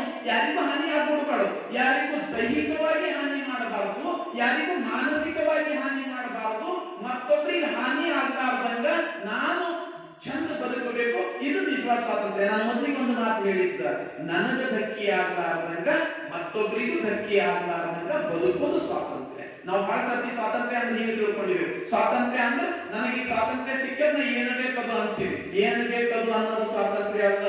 ಏನು ಬೇಕದು ಅನ್ನೋದು ಸ್ವೇಚ್ಛಾಚಾರ. ನಾನು ಏನು ಬಿ ಅಂತೀನಿ ಅಂದ್ರೆ ಅದು ಸ್ವೇಚ್ಛಾಚಾರ. ಏನು ಬೇಕದು ಅಂತೀನಿ ಅಲ್ಲ, ನಾನು ಅಂದಿದ್ದು ನನ್ನ ಸುತ್ತ ಇದ್ದ ಭಾವನೆಗಳಿಗೂ ಕೂಡ ಧಕ್ಕೆ ಆಗ್ಬಾರ್ದು. ಅದು ನಿಜವಾದ ಸ್ವಾತಂತ್ರ್ಯ. ನಾನು ಮಾತಾಡ್ತೀನಿ, ನನ್ನ ಸ್ವಾತಂತ್ರ್ಯ ಸಿಕ್ಕಲ್ಲ, ಏನು ಬಿ ಅಂತೀನಿ, ನನಗೆ ಎಲ್ಲ ಹಕ್ಕದ, ನನ್ನ ವಾಕ್ ಸ್ವಾತಂತ್ರ್ಯ ಅದ. ಹೌದು, ಅದು ನನ್ನ ವಿಚಾರಗಳನ್ನ ನಾನು ಹೊರ ಹಾಕ್ಬೋದು. ಆದ್ರೆ ನನ್ನ ವಿಚಾರಗಳಿಂದ ಮತ್ತೊಬ್ಬರ ಬದುಕಿಗೆ ಧಕ್ಕೆ ಮಾಡಬಹುದೇನು? ಮತ್ತೊಬ್ಬರ ಬದುಕಿಗೆ ಧಕ್ಕೆ ಮಾಡುವಂತಿಲ್ಲ. ಹಾಗೆ ಮತ್ತೊಬ್ಬರಿಗೆ ಹಾನಿ ಮಾಡಬಾರ್ದಿರುವುದು ಸ್ವಾತಂತ್ರ್ಯ. ಆ ಸ್ವಾತಂತ್ರ್ಯ 12ನೇ ಶತಮಾನದೊಳಗಿತ್ತು. ಹೇಳ್ತಾರೆ ಹೆಂಗ ಬದುಕಬೇಕು. ನಾವು ಹೆಂಗ ಬದುಕಬೇಕು ಅಂದ್ರ ಎಲ್ಲರಿಗೆ ದಯೆ ತೋರಿಸಿ ಬದುಕಬೇಕು. ದಯೆ ಇಲ್ಲದ ಧರ್ಮ ಅದೇವು ದಯ್ಯ. ದಯವೇ ಬೇಕು ಸಕಲ ಪ್ರಾಣಿಗಳೆಲ್ಲರಲ್ಲಿ. ದಯವೇ ಧರ್ಮದ ಮೂಲವಯ್ಯ. ಇಡೀ ತಮ್ಮ ಧರ್ಮದ ಮೂಲ ಯಾವುದು ಅಂತ ಹೇಳ್ತಾರ ಅಂದ್ರೆ ದಯೆ. ಅಂದ್ರೆ ಪ್ರತಿಯೊಬ್ಬರಿಗೆ ದಯೆ ತೋರಿಸ್ಬೇಕು. ಎಲ್ಲರಿಗೆ ದಯೆ ತೋರಿಸಿ ಎಲ್ಲರೂ ಬದುಕನ್ನು ಮಾಡ್ತೇವಲ್ಲ, ಅದು ಖರೆ ಸ್ವಾತಂತ್ರ್ಯ. ಸ್ವಾತಂತ್ರ್ಯ ಅಂದ್ರೆ ಏನು? ಎಲ್ಲರಿಗೂ ಬದುಕನ್ನು ಮಾಡೋದೇ ಸ್ವಾತಂತ್ರ್ಯ. ಅದು 12ನೇ ಶತಮಾನದಾಗ ಸಿದ್ಧಿಸಿರ್ತದೆ. ಎಲ್ಲರೂ ಬದುಕನ್ನು ಮಾಡ್ಬೇಕು, ಎಲ್ಲರಿಗೂ ದಯೆ ತೋರಿಸ್ಬೇಕು. ಅದು ಕಂತಿದ್ರು, ಕೊಲ್ಲೆನಯ್ಯ ಪ್ರಾಣಿಗಳ ಮೆಲ್ಲೆನಯ್ಯ ಪಾಯಿಚ್ಛೆಗೆ ಒಲ್ಲೆನಯ್ಯ ಪರಸತಿಯರ ಸಂಗವ ಬಲ್ಲೆನಯ್ಯ ಮುಂದೆ ತೊಡಕುಂಟೆಂಬುದ ಬಳ್ಳದ ಬಾಯಂತೆ ಒಂದೇ ಮನವ ಮಾಡಿ ನಿಲ್ಲೆಂದು ನಿಲ್ಲಿಸಯ್ಯ ಕೂಡಲ ಸಂಗ. ಎಂಥ ವಿಚಾರ ಇದು! ಎಲ್ಲಾ ರೀತಿಯ ಸ್ವಾತಂತ್ರ್ಯ ಇದೆ. ಕೊಲ್ಲೆನಯ್ಯ ಪ್ರಾಣಿಗಳ ಅಂದ್ರೆ ನಾನು ಚಂದ ಬದುಕ್ತೀನಿ, ಆದ್ರೆ ನನಗೋಸ್ಕರ ನಾನು ಮತ್ತೊಂದು ಜೀವಿಗೆ ಹಾನಿ ಮಾಡಲ್ಲ. ಕೊಲ್ಲೆನಯ್ಯ ಪ್ರಾಣಿಗಳ ಮೆಲ್ಲೆನಯ್ಯ ಬಾಯಿ ಇಚ್ಛೆಗೆ. ಸ್ವಾತಂತ್ರ್ಯ ಅಲ್ಲ ಅಂತ ಹೇಳಿ ಯಾರನ್ನು ತಿನ್ನಬಹುದೇನು? ಯಾರು ತಿನ್ಬಹುದು. ಈಗ ಸ್ವಾತಂತ್ರ್ಯ ಅದ ಅಂತ ನಮ್ಮಲ್ಲಿ ಬಹಳ ಮಂದಿ ಬಹಳ ತಿನ್ನತಾರೆ. ಸ್ವಾತಂತ್ರ್ಯ ಅದ, ಬಹಳ ಮಂದಿ ಬಹಳ ತಿನ್ನತಾರ ಅಂದ್ರೆ ಏನು? ರೋಡಿನಾಗಿನ ಕಾಂಕ್ರೀಟ್ ತಿನ್ನತಾರ, ಛತ್ತಿನಾಗಿನ ಕಬ್ಬಿಣ ತಿನ್ನತಾರ, ಎಲ್ಲ ತಿನ್ನತಾರ, ಬೇಕಾದ್ರೂ ಒಟ್ಟ ತಿನ್ನತಾರ. 12ನೇ ಶತಮಾನದಲ್ಲಿ ಹೇಳಿದ್ರು, ಲಂಚ ವಂಚನಕ್ಕೆ ಕೈ ಮುಟ್ಟಿದೆ ನಾಳೆ ನಿಮ್ಮಾಣೆ ನಿಮ್ಮ ಪ್ರಮಥರಾಣೆ. ಇದು ಕಾರಣ ನಾನು ಮನಸ್ಸು ಕೀಳು ಮಾಡಿಕೊಂಡು ನಾನು ಯಾರಾದ್ರೂ ಬಂದು ಮುಟ್ಟುದ ಅಂದ್ರ ನೀನು ಆಗದೆ ನನ್ನ ನದಿ ನರಕಗಳನ್ನು ನದ್ದಿ ನೀ ಎದ್ದು ಹೋಗಾಶ ಮುಜಕ್ಕೇಶ್ವರ. ಶರಣೆ ಬರ್ತಾಳೆ, ಎಷ್ಟು ಚಂದ ಎಂದು ಮಾತು ಕೊಡ್ತಾಳೆ. ಲಂಚ ವಂಚನಕ್ಕೆ ಕೈಯಾನದ ಭಾಷೆ. ಲಂಚಕ್ಕ ವಂಚನೆಗೆ ನಾನು ಯಾವತ್ತೂ ಕೈ ಮಾಡಲ್ಲ. ಆ ಮಾತನ್ನ ನಾನು ಕೊಡ್ತಾ ಇದ್ದೀನಿ. 12ನೇ ಶತಮಾನದ ಶರಣದ ಆ ಮಾತು ಕೊಟ್ಟಿದ್ರು. ನಾನು ಯಾವತ್ತು ಮತ್ತೊಬ್ಬರಿಗೆ ತೊಡಕುಂಟು ಮಾಡುವುದಿಲ್ಲ, ಅವರ ಕಾರ್ಯಕ್ಕೆ ವಿಘ್ನ ಮಾಡುವುದಿಲ್ಲ, ಅವರ ಕಾರ್ಯಕ್ಕೆ ನಿಜವಾಗಿ ಏನ್ ನ್ಯಾಯ ಒದಗಿಸಿಕೊಡ್ಬೇಕು ಆ ನ್ಯಾಯ ಒದಗಿಸಿಕೊಡ್ತೀನಿ. ಅದಕ್ಕೋಸ್ಕರ ನಾನು ಯಾರೊಂದು ಲಂಚಕ್ಕ ಮತ್ತು ವಂಚನೆಗೆ ಕೈ ಚಾಚುವುದಿಲ್ಲ. ಇದು ಭಾಷೆ. ಒಂದ್ ವೇಳೆ ಈ ಭಾಷೆಯನ್ನು ತಪ್ಪಿದ್ರ ದೇವರೇ ನೀನು ನನ್ನನ್ನು ನರಕದೊಳಗೆ ಎದ್ದು. 12ನೇ ಶತಮಾನ ಇದು ನಿಜವಾದ ಸ್ವಾತಂತ್ರ್ಯ. ಇಂಥ ಸ್ವಾತಂತ್ರ್ಯವನ್ನ ನಮಗ 12ನೇ ಶತಮಾನದ ಶರಣರು ಕಲ್ಪಿಸಿಕೊಡ್ತಾರೆ. ಇದು ನಿಜವಾದ ಸ್ವಾತಂತ್ರ್ಯ. ಇವತ್ತಿಗೂ ನಮಗಂತ ಸ್ವಾತಂತ್ರ್ಯವನ್ನ ಪಡೆದುಕೊಂಡಿಲ್ಲ. ಅದಕ್ಕೆ ಸ್ವಾತಂತ್ರ್ಯ ಅಂದ್ರೆ ಏನು? ಸ್ವಾತಂತ್ರ್ಯ ಅಂದ್ರೆ ನಿಜವಾಗ್ಲೂ ನಾವು ಎಲ್ಲರೂ ನಮ್ಮ ವ್ಯಕ್ತಿತ್ವವನ್ನು ರೂಪಿಸಿಕೊಂಡಿದ್ದೇವೆ. ಯಾರಿಗೂ ಹಂಚಲಾರ. ಈಗ ಸ್ವಾತಂತ್ರ್ಯ ಅಂದ್ರೆ ಅನ್ಕೊಂಡಿದ್ದೇವೆ ಎಲ್ಲ ನಮ್ಮದೇ ಅಧಿಕಾರ ಮಾಡ್ಕೊಂಡು ಪ್ರಜಾಪ್ರಭುತ್ವ ಅಂತ ಸ್ವಾತಂತ್ರ್ಯ ಸಿಕ್ಕ ನಂತರ ನಾವು ಮಾಡ್ಕೊಂಡು ಇನ್ನೊಂದು ಪರಿಕಲ್ಪನೆ. ಸ್ವಾತಂತ್ರ್ಯ ಅಂದ್ರೆ ನಮ್ಮದೇ ಆದ ಕಾನೂನುಗಳಿಂದ ನಾವು ಬದುಕಬೇಕು. ನಮ್ಮದೇ ಆದ ಕಾನೂನುಗಳನ್ನ ಒಂದು ಕಡೆ ಬರೆದು ಸಂವಿಧಾನ ಅಂತ ಮಾಡಿದೆವು. ಆ ಸಂವಿಧಾನದ ಪ್ರಕಾರ ನಾವೆಲ್ಲ ನಡಿಬೇಕು. ಅದಕ್ಕೆ ಅದರದೇ ಆದ ಮೌಲ್ಯಗಳಿರ್ತಾವ. ಸ್ವಾತಂತ್ರ್ಯ, ಸಮಾನತೆ, ಇವೆಲ್ಲ ಹಕ್ಕುಗಳನ್ನ ಒದಗಿಸಿಕೊಡ್ಬೇಕು. ಈ ಎಲ್ಲ ಹಕ್ಕುಗಳು ಅವಾಗ ಇದ್ದು ಅಷ್ಟು 6 ಹಕ್ಕುಗಳ ನೋಡ್ರಿ ಆಗಿನ ಕಾಲಕ್ಕೆ ಇದ್ದುನ ಇತ್ತು. ಅದಕ್ಕೆ ಬಸವಣ್ಣನವರಿಗೆ ನಾವು ಏನಂತ ಕರೀತೇವೆ ಅಂದ್ರ ಶರಣ ಸಮತೆಯ ನಿಧಿ ಬಸವ, ಭಕ್ತಿಯ ಗೆಳೆ ಸಿರಿ ಬಸವ, ಮುಕ್ತಿಯ ಪ್ರವನಿಧಿ ಬಸವ. ಶರಣ ಸಮತೆಯ ನಿಧಿ, ಅದನ್ನ ನಾವು ಸಮತೆಯ ನಿಧಿ ಅಂತ ಕರಿತೇವೆ. ಆ ಸಮಾನತೆ ಇವತ್ತಿವರೆಗೂ ಸಿಕ್ಕಿಲ್ಲ. ವಿಚಾರ ಮಾಡಿ ನೋಡ್ರಿ, ಎಂಥ ಸಮಾನತೆ ಇತ್ತು 12ನೇ ಶತಮಾನದೊಳಗ. ಸಾಮಾಜಿಕ ಸಮಾನತೆ ಇತ್ತು, ಆರ್ಥಿಕ ಸಮಾನತೆ ಇತ್ತು, ಧಾರ್ಮಿಕ ಸಮಾನತೆ ಇತ್ತು, ಭಾಷಾ ಸಮಾನತೆ ಇತ್ತು, ಸಾಹಿತ್ಯಿಕ ಸಮಾನತೆ ಇತ್ತು. 12ನೇ ಶತಮಾನಕ್ಕಿಂತ ಮುಂಚೆ ದೇವರು ಸಂಸ್ಕೃತದಾಗ ಮಾತಾಡ್ತಿದ್ದ. 12ನೇ ಶತಮಾನದಾಗ ದೇವರು ಕನ್ನಡದಾಗ ಮಾತಾಡಕ್ ಶುರು ಮಾಡ್ಯಾನ. ಎಂತ ಸಮಾನತೆ? ಭಾಷೆಗಳಿಗೆ ಸಮಾನತೆಯನ್ನು 12ನೇ ಶತಮಾನಕ್ಕಿಂತ ಮುಂಚೆ ದೇವರು ಆಯ್ದಿನ ಕೆಲವೊಬ್ಬರ ಮನೆಗೆ ಹೋಗ್ತಿದ್ದ. 12ನೇ ಶತಮಾನದ ಭಾವ ನಾಗರ್ ಚೆನ್ನೈನ ಮನೆಯಾಗ ಉಂಟಾನ, ಜೋಹರ್ ಕಕ್ಕಯ್ಯನ ಎಂಜಲು ಉಂಟಾನ. ದೇವರಿಗೆ ಬಡವ್ರ ಮನೆಯಾಗೂ ಮುಂಭಂಗ ಮಾಡಿದವಲ್ಲ ಶರಣರು. ಇದು ಧಾರ್ಮಿಕ ಸಮಾನತೆ. ಧಾರ್ಮಿಕ ಸಮಾನತೆ, ವೈಚಾರಿಕ ಸಮಾನತೆ, ಸಾಮಾಜಿಕ ಸಮಾನತೆ, ಆರ್ಥಿಕ ಸಮಾನತೆ, ಇವೆಲ್ಲ ನಾವು ಏನು ಸ್ವಾತಂತ್ರ್ಯದ ನಂತರ ಸಿಗ್ತವಂತ ಅನ್ಕೊಂಡಿದ್ದೇವಲ್ಲ, ಸ್ವಾತಂತ್ರ್ಯ ಸಿಕ್ಕ 75 ವರ್ಷದ ನಂತರನೂ ಅದನ್ನ ಸಾಧಿಸಕ್ ಸಾಧ್ಯ ಆಗಿಲ್ಲ. 850 ವರ್ಷಗಳ ಹಿಂದೆ ಶರಣರು ಅದು ಸಾಧಿಸಿದ್ರು. ಅದು ನಿಜವಾದ ಸ್ವಾತಂತ್ರ್ಯ ಅಂದ್ರೆ ನಾವೆಲ್ಲ ಅನ್ಕೊಂಡಿದ್ದೇವೆ. ನೀವು ಸ್ವಾತಂತ್ರ್ಯ ಅಂದ್ರೆ ಎಲ್ಲರಿಗೂ ಶಿಕ್ಷಣ ಪಡೆಯುವ ಹಕ್ಕು. ಅದು ಈಗ ಸಾಧ್ಯ ಆಗಿದ್ದು ಇದು 12ನೇ ಶತಮಾನದಾಗ ಅನುಭವ ಮಂಟಪದೊಳಗೆ ಎಲ್ಲರಿಗೂ ಜ್ಞಾನ ಹಂಚಲಾಗ್ತಿದೆ. ಎಲ್ಲರೂ ಒಂದು ಶಿಕ್ಷಣ ಪಡೀತಿದ್ರು. ಎಲ್ಲರೂ ವಿಚಾರಗಳು ಕೇಳೋ ಅವಕಾಶ. ಎಷ್ಟು ಜನ ಕುಂತು ವಿಚಾರಗಳು ಕೇಳ್ತಿದ್ರು? 1,96,000 ಜನ ಅಂತ ಹೇಳ್ತಾರೆ. ಅಷ್ಟು ಭಕ್ತರಲ್ಲಿ ಬಂದಿದ್ರ, ಅಷ್ಟು ಜನಕ್ಕೆ ದಾಸೋಹ ಆಗ್ತಿತ್ತಂತ 12ನೇ ಶತಮಾನದೊಳಗೆ ಕಲ್ಯಾಣದೊಳಗೆ. ಆ ಅನುಭವ ಮಂಟಪದೊಳಗ 770 ಜನ ಅಮರ ಗಣಗಳು ಚರ್ಚೆಯೊಳಗೆ ಭಾಗಿಯಾಗ್ತಿದ್ರು. ಎಂಥ ಶೈಕ್ಷಣಿಕ ಸಮಾನತೆಯನ್ನ ಸಾಧಿಸಿದ್ರು, ಶೈಕ್ಷಣಿಕ ಸ್ವಾತಂತ್ರ್ಯ ಕೊಟ್ಟಿದ್ರು ಆಗ 12ನೇ ಶತಮಾನದೊಳಗೆ. ಇದು ನಿಜವಾದ ಸ್ವಾತಂತ್ರ್ಯ. ಅದಕ್ಕ 12ನೇ ಶತಮಾನದ ಅನುಭವ ಮಂಟಪ ಅನ್ನೋದು ಒಂದು ಪರಿಕಲ್ಪನೆ ಏನದಲ್ಲ, ಅಲ್ಲಿ ಸ್ವಾತಂತ್ರ್ಯದ ಬೀಜ ಹುಟ್ಟಿದೆ. ನಿಜವಾಗ್ಲೂ ಸ್ವಾತಂತ್ರ್ಯದ ಬೀಜ ಹುಟ್ಟಿದ ಅಲ್ಲೇ ಅನುಭವ ಮಂಟಪದೊಳಗೆ. ಎಲ್ಲಾ ರೀತಿಯ ಸ್ವಾತಂತ್ರ್ಯ ನಾವು ಹಿಂದಕ್ಕೆ ಬಹಳ ಇತಿಹಾಸ ಬಹಳ ಮಂದಿ ಇಲ್ರಿ, ಬುದ್ಧನ ಕಾಲದೊಳಗೂ ಇತ್ತು, ಜೈನ ಕಾಲದೊಳಗೆ ಇತ್ತು, ಆಗೂ ಇತ್ತು, ಇದ್ದಿರ್ಬೇಕು. ನಾನು ಇಲ್ಲ ಅಂತ ಹೇಳಿ ಯಾರ ಬಗ್ಗೆ ಹೇಳ್ತೇನೆ. ಎಲ್ಲ ತತ್ವಗಳನ್ನು ಒಪ್ಕೊಳ್ಳೋಣ, ಎಲ್ಲ ತತ್ವದಲ್ಲಿರುವ ಒಳಿತುಗಳನ್ನ ಮಾತ್ರ ಕೂಡಿಸುತ್ತಾ ಹೋದೇವಂದ್ರೆ ಮಾತ್ರ ನಾವು ನಿಜವಾದ ಮನುಷ್ಯ. ಒಳಿತುಗಳನ್ನ ಕೂಡಿಸ್ತಾ ಹೋಗೋಣ ಅಷ್ಟೇ, ಒಪ್ಕೊಳ್ಳೋಣ. ಆಗ ಎಲ್ಲ ಅಟ್ ಎ ಟೈಮ್ ಹೆಂಗಿಸೋದಲ್ಲ, ಇದು ಮಾತ್ರ 12ನೇ ಶತಮಾನದಾಗ. ನೀವು ಯಾವುದೋ ಒಂದು ಕ್ರಾಂತಿ ನೋಡ್ತೀರಿ ಅಂತ ತಿಳ್ಕೊಳ್ಳಿ, ಎಲ್ಲೋ ಒಂದ್ ಕಡೆ ಕೇವಲ ಸಾಹಿತ್ಯ ಕ್ರಾಂತಿ ಆಗಿರ್ಬೇಕು, ಎಲ್ಲೋ ಒಂದ್ ಕಡೆ ಕಾರ್ಮಿಕ ಕ್ರಾಂತಿ ಆಗಿರ್ಬೇಕು, ಎಲ್ಲೋ ಒಂದ್ ಕಡೆ ಹಸಿರು ಕ್ರಾಂತಿ ಆಗಿರ್ಬೇಕು. ಅವು ಒಂದೊಂದ್ ಟೈಮಿಗೆ ಒಂದೊಂದ್ ಕಾಲದಾಗ ಒಂದೊಂದ್ ಕಡೆ ಒಂದೊಂದ್ ಜಾಗದಾಗ ಆಗಿದ್ದವ. ಆದ್ರೆ ಎಲ್ಲಾ ಕ್ರಾಂತಿಗಳು ಒಂದೇ ಜಾಗದಾಗ, ಒಂದೇ ಸಮಯ, ಒಂದೇ ಸ್ಥಳದಾಗ ಆಗಿದ್ದಲ್ಲ. ಅದು ಬರೀ 12ನೇ ಶತಮಾನದೊಳಗ, ಅದು ಅನುಭವ ಮಂಟಪ ಅಂತಕ್ಕಂಥ ಒಂದು ಜಾಗದಾಗ. ಇದು ನಿಜವಾದ ಸ್ವಾತಂತ್ರ್ಯ. ಶರಣರು ಹೆಂಗ ಸ್ವಾತಂತ್ರ್ಯ ಕಲ್ಪಿಸಿಕೊಟ್ಟಿದ್ರು ಅಂತ ಈಗ ವಿಚಾರ ಮಾಡ್ಯಾರ. ಇಲ್ಲಿ ತನ ಏನೋ ಅನ್ಕೊಂಡಿದ್ದೇವೆ, ಸ್ವಾತಂತ್ರ್ಯ ಸಿಕ್ಕ್ಯಾರ, ಸ್ವಾತಂತ್ರ್ಯ ಕಡೆ ಅವ್ರು ನಡೆದಾರ, ಇವ್ರು ನಡೆದಾರ, ಅವ್ರು ಹೋರಾಡ್ಯಾರ, ಅವ್ರು ಗಲ್ಲಿಗೇರ್ಯಾರ, ಅವ್ರು ಹಂಗಾಗ್ಯಾರ, ಇವ್ರು ಹೀಗಾಗ್ಯಾರ. ಈಗ ನಿಜವಾಗ್ಲೂ ಸ್ವಾತಂತ್ರ್ಯ ಸಿಕ್ಕ್ಯಾರ 12ನೇ ಶತಮಾನದೊಳಗ. ನಿಜವಾದ ಸ್ವಾತಂತ್ರ್ಯ ಈಗ ಹೆಣ್ಮಕ್ಳು ಹೆಂಗ ಬದುಕ್ತಿದ್ರು, ಅಂತ್ಯಜರು ಹೆಂಗ ಬದುಕ್ತಿದ್ರು, ಯಾರು ವೈಚಾರಿಕವಾಗಿ ಯಾರಿಗೆ ಕುಳಿಯಲ್ಪಟ್ಟಿದ್ರು ಅವ್ರು ಹೆಂಗ ಬದುಕ್ತಿದ್ರು, ಯಾರಿಗೆ ಜ್ಞಾನ ಇಲ್ಲ, ಯಾರಿಗೆ ಬುದ್ಧಿ ಇಲ್ಲ, ಇವ ಮಾಮನೆಯೊಳಗೆ ಬರೀ ಉಂಡು ಬಿದ್ದಿಂದು ಎಲ್ಲ ಉಂಡು ಬಿಟ್ಟು ಹೋಗಿ ಎಂಜಲ್ ತಿಂದು ಬದುಕ್ತಾನ ಅಂತ ಹೇಳಿ ಅಂದಿದ್ರಲ್ಲ, ಆತನೂ ಕೂಡ ದೇವರು ಅಂತ ಹೇಳಿ ಮರುಳ ಶಂಕರ ದೇವನನ್ನ ಕೂಡ ಮಹಾತ್ಮನನ್ನಾಗಿ ಮಾಡಿದ್ರಲ್ಲ. ಇದು 12ನೇ ಶತಮಾನದಲ್ಲಿ ಮಾತ್ರ ಸಾಧ್ಯ, ಈಗ ಸಾಧ್ಯ ಆಗ್ತದೆ. ಇದು ಸ್ವಾತಂತ್ರ್ಯ ಅಂದ್ರ ಅದಕ್ಕೆ ಅನ್ನೋದು. ಸ್ವಾತಂತ್ರ್ಯ, ನಿಜವಾದ ಸ್ವಾತಂತ್ರ್ಯ 12ನೇ ಶತಮಾನದೊಳಗೆ. ಸ್ವಾತಂತ್ರ್ಯದ ಪರಿಕಲ್ಪನೆಯ ಮೂಲ ಬೀಜ ಅನುಭವ ಮಂಟಪದೊಳಗದ. ಸಮಾನತೆಯ ಮಂತ್ರ ಅನುಭವ ಮಂಟಪದೊಳಗದ. ಅದಕ್ಕೆ ಅನುಭವ ಮಂಟಪಕ್ಕ ಈಗ ಹೆಂಗ್ ಹೆಸರು ಪಟ್ಟಾರಂದ್ರೆ ಪಾರ್ಲಿಮೆಂಟ್, ಜಗತ್ತಿನ ಮೊಟ್ಟ ಮೊದಲನೆಯ ಪಾರ್ಲಿಮೆಂಟ್. ಸ್ವಾತಂತ್ರ್ಯಕ್ಕೆ ಈಗ ಸ್ವಾತಂತ್ರ್ಯ ಸಿಕ್ಕ ಮೇಲೆ ಪಾರ್ಲಿಮೆಂಟ್ ರಚನೆ ಮಾಡಿಕೊಂಡು ಕಾನೂನುಗಳ ರಚನೆ ಆಗ್ತಾ ಬಂದ. ಅದಕ್ಕೆ ಆ ಕಾನೂನು ರಚನೆ ಮಾಡತಕ್ಕಂತ ಈಗೇನ್ ಪಾರ್ಲಿಮೆಂಟ್ ಅದ, ಜಗತ್ತಿನ ಮೊದಲನೇ ಪಾರ್ಲಿಮೆಂಟ್ ಯಾವುದಂದ್ರೆ ಅನುಭವ ಮಂಟಪ. ಇದನ್ನ ಈಗ ಕೇಂದ್ರ ಸರ್ಕಾರದವರು ಕೂಡ ಒಪ್ಪಿಕೊಂಡಿದ್ದಾರೆ. ನಮ್ಮ ಪ್ರಧಾನಮಂತ್ರಿಗಳು ಬೇರೆ ಬೇರೆ ದೇಶದ ಭಾಷಣ ಮಾಡಬೇಕಾದ್ರೂ ಉಲ್ಲೇಖ ಮಾಡ್ಯಾರಿದೆ. ಜಗತ್ತಿನ ಮೊದಲನೇ ಪಾರ್ಲಿಮೆಂಟ್ ಕರ್ನಾಟಕದೊಳಗ ರಚನೆ ಆಗಿತ್ತು, ಬಸವಣ್ಣನವರಿಂದ 12ನೇ ಶತಮಾನದಾಗೆ ರಚನೆ ಆಗಿತ್ತು ಅಂತ ಹೇಳಿ. ಈಗ ಹೊಸ ಪಾರ್ಲಿಮೆಂಟ್ ಕಟ್ಟಡ ರಚನೆ ಆಗ್ಯದ. ಇನ್ನೊಂದ್ ಸ್ವಲ್ಪ ದಿವಸದಾಗೆಲ್ಲ ಪೂರ್ಣಗೊಳ್ತು, ಪೇಪರ್ನಾಗೆಲ್ಲ ಒಂದು ಹೊಸ ಪಾರ್ಲಿಮೆಂಟ್ ರೆಡಿ ಮಾಡ್ಯಾರ ದೇಶದೊಳಗೆಲ್ಲ.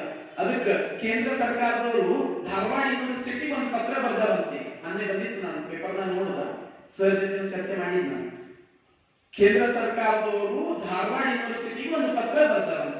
ಏನ್ ಪತ್ರ ಬರ್ದಾರಂದ್ರ, ಹೊಸ ಪಾರ್ಲಿಮೆಂಟ್ ಆಗ್ಯಾರ, ಅದರಾಗ ನಮಗೂ ಈ ಹಳೆ ಪಾರ್ಲಿಮೆಂಟ್ ಒಂದು ಸ್ಮಾರಕ ಅಳವಡಿಸೋದ ಒಂದು ಚಿತ್ರ ಹಾಕದ, ಅದಕ್ಕ ಹೆಂಗಿತ್ತು ಅದು ಪಾರ್ಲಿಮೆಂಟ್, ಅದ್ರ ಪರಿಕಲ್ಪನೆ ಹೆಂಗ, ಅದ್ರ ಬಗ್ಗೆ ನಮಗೂ ವಿವರಗಳು ಕೊಡ್ರಿ, ಅದ್ರ ಬಗ್ಗೆ ಸಂಶೋಧನೆ ಮಾಡಿ, ಇನ್ನೊಂದಿಷ್ಟು ಸಂಶೋಧನೆ ಮಾಡಿ ಇನ್ನೊಂದಿಷ್ಟು ವಿವರಗಳಿಂದ ಕೊಡ್ರಿ ಅಂತ ಲೆಟರ್ ಬರೆದಂತ. ಈಗ ಧಾರವಾಡ ಯೂನಿವರ್ಸಿಟಿ ಎಲ್ಲ ಶರಣರ ಸಂಶೋಧಕರು ಏನಾರಲ್ಲ, ಶರಣ ಸಾಹಿತ್ಯದ ಬಗ್ಗೆ ಸಂಶೋಧನೆ ಮಾಡೋ ಅಂತ ಸಂಶೋಧಕರನ್ನೆಲ್ಲ ಕೂಡಿ ಒಂದು ಟೀಮ್ ಮಾಡಿ ಅದ್ರ ಬಗ್ಗೆ ಒಂದಿಷ್ಟು ಮಾಹಿತಿಯನ್ನ ಕಲೆ ಹಾಕಿ ಕೇಂದ್ರ ಸರ್ಕಾರ ಒಪ್ಪಿಸೋ ಕೆಲಸ ಮಾಡತ್ತು. ಅಂದ್ರೆ ಈಗ ಕೇಂದ್ರ ಸರ್ಕಾರದ ಕಣಕರು ಅವರು ಒಪ್ಕೊಂಡಾರನ್ನಂಗೈತಿ, ಅದಕ್ಕೆ ಈಗ ನಮ್ಮ ಲಿಂಗಾಯತ ಸಮಾಜ ಹಿಂಗೊಂದು ಬೇಡಿಕೆ ಇದ್ದಾರೆ, ಹೊಸ ಪಾರ್ಲಿಮೆಂಟ್ ಏನಾಗುತ್ತಲ್ಲ ಅದಕ್ಕೆ ಅನುಭವ ಮಂಟಪ ಅಂತ ಹೆಸರು ಕೊಡ್ರಿ ಅಂತ. ಆಗ್ತದ ಇಲ್ಲ ಬಿಡುತ್ತ, ಅದು ಏನಾಗ್ತದ ನೋಡ. ನಾವು ಒಂದ್ ವೇಳೆ ಎಲ್ಲರೂ ಹೋರಾಟ ಮಾಡ್ರೆ ಆಗ್ಬೋದು, ಆಗೇನು ಇರ್ಬೋದು, ಅದ್ರ ಹೆಸರು ಏನೇ ಇರಲಿ, ಆದ್ರೆ ಆಗಿನ ಅನುಭವ ಮಂಟಪ ಈ ಸಂಸತ್ ಆಗಕ್ಕೆ ಸಾಧ್ಯನೇ ಇಲ್ಲ. ಹಂಗ ಹೆಸರು ಕೊಡೋದ್ರಿಂದ ಎಲ್ಲಿ ಮತ್ತ ಹೆಸರಿನ ಘನತೆನೇ ಕಮ್ಮಿ ಆಯ್ತದ ಏನು. ಅನುಭವ ಮಂಟಪ ಅಂತ ಹೆಸರು ಕೊಟ್ಟು ಒಳಗ ಕುಂತವರೆಲ್ಲ ಕಳ್ಳಾಟ ಆಡೋದ್ರಂದ್ರ ಆ ಹೆಸರಿನ ಘನತೆನಾದ್ರೆ ಎಲ್ಲಿ ಉಳಿತದೆ. ನಿಜವಾದ ಅನುಭವ ಮಂಟಪ ಅದು 12ನೇ ಶತಮಾನದ ಅನುಭವ ಮಂಟಪನೇ. ನಿಜವಾದ ಸಂಸತ್ತು ಅದು 12ನೇ ಶತಮಾನದ ಅನುಭವ ಮಂಟಪನೇ. ನಿಜವಾಗ್ಲೂ ಸ್ವಾತಂತ್ರ್ಯ ಕೊಟ್ಟಿದ್ದು 12ನೇ ಶತಮಾನದ ಅನುಭವ ಮಂಟಪನೇ. ಎಲ್ಲ ರೀತಿಯ ಸ್ವಾತಂತ್ರ್ಯ, ಆ ಸ್ವಾತಂತ್ರ್ಯ ಈಗಲೂ ಪಡ್ಕೊಳ್ಳೋದು ಕಷ್ಟ ಆಗ್ಯದ. ಒಂದು ವೇಳೆ ನಾವೆಲ್ಲ ಶರಣ ತತ್ವಗಳನ್ನ ತಿಳ್ಕೊಂಡೇವಂದ್ರ, ಶರಣ ತತ್ವಗಳನ್ನ ಅಳವಡಿಸಿಕೊಂಡೇವಂದ್ರ, ಶರಣ ತತ್ವದ ಪ್ರಕಾರ ಬದುಕದೇವಂದ್ರ ಆಗ ನಿಜವಾದ ಸ್ವಾತಂತ್ರ್ಯ ಸಿಗ್ತದೆ. ಶರಣ ತತ್ವ ಅಂದ್ರೆ ಹೆಂಗ? ಒಂದು ಮಾತನ್ನ ನೆನಪಿಟ್ಕೋಬೇಕಷ್ಟೇ. ಏನು ಮಾತು ನೆನಪಿಟ್ಕೋಬೇಕು? ಛಲ ಕೊಡಬೇಕು. ಛಲಬೇಕು ಶರಣಂಗೆ ಪರಧನವನ್ನೊಂದಿನೆಂಬ, ಛಲಬೇಕು ಶರಣಂಗೆ ಪರಸತಿಯನ್ನೊಂದಿನೆಂಬ. ಇದೇನದಲ್ಲ, ಇದು ನಾವು ಈ ಛಲವನ್ನ ತೊಡಬೇಕಾಗ್ತದೆ. ಹೀಗೆ ನಾವು ಛಲ ಪಟ್ಟೆ ಬಂದ್ರೆ ಆಗ ನಿಜವಾದ ಸ್ವಾತಂತ್ರ್ಯ. ಇಲ್ಲ ಅಂದ್ರೆ ಯಾವುದು ನಿಜವಾದ ಸ್ವಾತಂತ್ರ್ಯ ಅಲ್ಲ. ಈಗ ನಾವು ಹೇಳ್ಕೊಳ್ಳೋದಿಲ್ಲ, ಅದು ಗುಟಾಟಿಕೆ ಸ್ವಾತಂತ್ರ್ಯ, ಅದು ನಿಜವಾದ ಸ್ವಾತಂತ್ರ್ಯ ಅಲ್ಲ. ಛಲ ಪಡಬೇಕಾಗ್ಯದ. ಏನಂತ ಹೇಳಿ, ಕಳಬೇಡ, ಕೊಲಬೇಡ, ಕುಸಿ, ಅವೇನ್ ನಮ್ಮ ಸಪ್ತಶೀಲಗಳವಲ್ಲ, ಅವು ನಿಜವಾಗ್ಲೂ ನಾವು ನಮ್ಮ ಲೈಫ್ನೊಳಗ ಜೀವನದಾಗ ಅಳವಡಿಸ್ಕೊಂಡೇವಲ್ಲ, ಅದೇ ಕರೆ ಸ್ವಾತಂತ್ರ್ಯ. ಅದಕ್ಕೆ ಬಿಟ್ಟು ಬೇರೆ ಸ್ವಾತಂತ್ರ್ಯ ಇಲ್ಲ. ಸ್ವಾತಂತ್ರ್ಯ ಪರಿಕಲ್ಪನೆ ಹಾಳಾಗೋದಿಲ್ಲ ನಾವಿಲ್ಲ ನಮ್ಮಲ್ಲಿ. ನಾವು ಇವು 7 ಶೀಲಗಳೇನವಲ್ಲ, ಇದು ಅಳವಡಿಸ್ಕೊಂಡಿಲ್ಲ ಅಂದ್ರೆ ಸ್ವಾತಂತ್ರ್ಯ ಇಲ್ಲ ಅಂತಾನೆ ಅರ್ಥ. ಇಲ್ಲ ಅಂತಂದ್ರೆ ನಾವು ಎಷ್ಟು ಝಂಡಾ ಹಾರಿಸಿದ್ರು ಏನು, ಘರ್ ಘರ್ ತಿರಂಗ ಮಾಡಿದ್ರು ಏನು, ಮನೆ ಝಂಡಾ ಹಚ್ಚಿ ರಾಷ್ಟ್ರಭಕ್ತಿ ಪ್ರದರ್ಶನ ಮಾಡಿದ್ರು ಏನು, ನಾವು ಜೈಘೋಷ ಹಾಕಿದ್ರು ಏನು, ನಮ್ಮಲ್ಲಿ ಒಳ್ಳೆತನ ಬಂದಿಲ್ಲ, ನಮ್ಮಲ್ಲಿ ಸಪ್ತಶೀಲಗಳು ಬಂದಿಲ್ಲ, ನಾವು ಛಲವನ್ನ ಪಟ್ಟಿಲ್ಲ ಅಂದ್ರೆ ಸ್ವಾತಂತ್ರ್ಯಕ್ಕೆ ಅರ್ಥ ಇಲ್ಲ. ಯಾಕಂದ್ರೆ ನಿಜವಾದ ಸ್ವಾತಂತ್ರ್ಯದ ವಾರಸುದಾರರು 850 ವರ್ಷ ಹಿಂದಿತ್ತು. ಅವ್ರದ್ದು ಚಿಂತನೆಗಳೆಲ್ಲ ನಮಗೆ ಬರಲಿ, ನಾವು ಹಾಗೆ ಬದುಕೋಣ ಅಂತ ಹೇಳ್ತಾ ಇವತ್ತು ಸ್ವಾತಂತ್ರ್ಯ ಮತ್ತು ಶರಣರು ಈ ವಿಚಾರಕ್ಕೆ, ಅದಕ್ಕೆ ಇಬ್ಬರು ಕೂಡ ಮಾತಾಡಬೇಕಂತಿತ್ತು. ಅವರು ಈಗಿನ ಸ್ವಾತಂತ್ರ್ಯದ ಬಗ್ಗೆ ಅವ್ರು ಮಾತಾಡಿದ್ರು. 12ನೇ ಶತಮಾನದ ಸ್ವಾತಂತ್ರ್ಯದ ಬಗ್ಗೆ ನನಗೆ ಮಾತಾಡೋಕೆ ಅವಕಾಶ ಸಿಕ್ತು. ನಿಮ್ಮೆಲ್ಲರಿಗೂ ನಾನು ಮತ್ತೊಮ್ಮೆ ಶರಣಾರ್ಥಿಗಳನ್ನು ಸಲ್ಲಿಸ್ತೇನೆ. ಬಹುಶಃ ಇವತ್ತು ಹಳ್ಳಿಕೇಡನೊಳಗ ಕಿನ್ನರಿ ಬೊಮ್ಮಯ್ಯನವ್ರ ರಥೋತ್ಸವ ಏನೋ, ಕಿನ್ನರಿ ಬೊಮ್ಮಯ್ಯನವ್ರ ರಥೋತ್ಸವ. ಕಿನ್ನರಿ ಬೊಮ್ಮಯ್ಯ ಎಂಥ ಶರಣ ಅಂತ ಹೇಳಿ ನಾವು ನಿನ್ನೆ ಒಂದು ಮಾತಿನ ನೋಡಿದ್ದೇವೆ ಅಷ್ಟೇ. ಅಕ್ಕ ಮಹಾದೇವಿ ಕಲ್ಯಾಣಕ್ಕೆ ಬಂದಾಗ ಪರೀಕ್ಷೆ ಒಳಪಡಿಸ್ತಾರೆ ಕಿನ್ನರಿ ಬೊಮ್ಮಯ್ಯನವರು. ಅದು ಅಷ್ಟೇ ಅಲ್ಲ, ಅದು ಎಲ್ಲೋ ಶೂನ್ಯ ಸಂಪಾದನೆ ಬರ್ತಕ್ಕಂಥ ಒಂದು ಘಟನೆ ಮಾತ್ರ. ಮತ್ತು ಶೂನ್ಯ ಸಂಪಾದನೆಗಳು ಕೂಡ 4 ಅದಾವ. 4 ವಿಭಿನ್ನವಾಗಿ ಒಂದಿದ್ದಂಗೆ ಇನ್ನೊಂದಿಲ್ಲ. ಮತ್ತೆ ಎಲ್ಲವನ್ನ ಗ್ರಹಿಸಬೇಕಾಗಿ ನಾವು ಯಾವುದು ಸೂಕ್ತ ಅದ, ನಿಜವಾಗ್ಲೂ ಯಾವುದು ಶರಣ ತತ್ವ ಕಳವಳ್ತದ ಅದನ್ನ ಮಾತ್ರ ನಾನು ತಗೊಂಡಲ್ಲಿ. ನಾನು ಕೆಲವು ವಿಷಯಗಳು ಹೇಳಿದಾಗ ನನ್ನ ಕೆಳಗಿದ್ದಾಗ ಒಂದಿಷ್ಟು ಜನ ಪ್ರಶ್ನೆ ಮಾಡಿದೆ, ಇದು ಹೀಗದಾದ್ರಿ ಘಟನೆ, ಇದು ಹೀಗದಾದ್ರಿ ಕಥೆ. ನಾನು ಹಾಗೆ ಹೇಳಿದ್ದು ಅದು ಶರಣ ತತ್ವ ಕೊಟ್ಟಂತದಲ್ಲ ಅಂತ ಅದು ನಾವು ತಗೊಂಡು ಹೋಗೋದು ಬೇಕಾಗಿಲ್ಲ ಅಂತ. ಅದಕ್ಕೆ ಕಿನ್ನರಿ ಬೊಮ್ಮಯ್ಯನವರು ನಾನು ಪ್ರೀತಿ ಕಥೆಯಲ್ಲ, ಅದ್ರಾಗ ನಾನು ಒಂದ್ ರೀತಿ ಹೇಳಿದ್ದೆ, ಮತ್ತೆ ನಾಳೆ ಕೂಡ ಅದನ್ನೇ ತಗೊಂಡು ಹೋಗೋಣ. ಮತ್ತು ಶರಣರ ಕಿನ್ನರಿ ಬೊಮ್ಮಯ್ಯನವರು ಬಹಳಷ್ಟು ವಿಚಾರಗಳು ಅದನ್ನು ಹೊರತುಪಡಿಸಲು ಬಹಳ ಅದ್ಭುತ ಶರಣ. ಆತ ಕಿನ್ನರಿ ನುಡಿಸಬೇಕಾದ ಎಲ್ಲರೂ ಮಂತ್ರಮುಗ್ಧರಾಗಿ ಕೇಳ್ತಿದ್ದಂತೆ. ಅಂತಹ ಕಿನ್ನರಿ ಬೊಮ್ಮಯ್ಯನವರನ್ನ ನಾವು ನಾಳೆ ಅವ್ರ ಬಗ್ಗೆ ಚಿಂತನೆ ಮಾಡೋಣ, ವಿಚಾರ ಮಾಡೋಣ ಅಂತ ಹೇಳ್ತಾ ಎಲ್ಲರಿಗೂ ಶರಣಾರ್ಥಿ.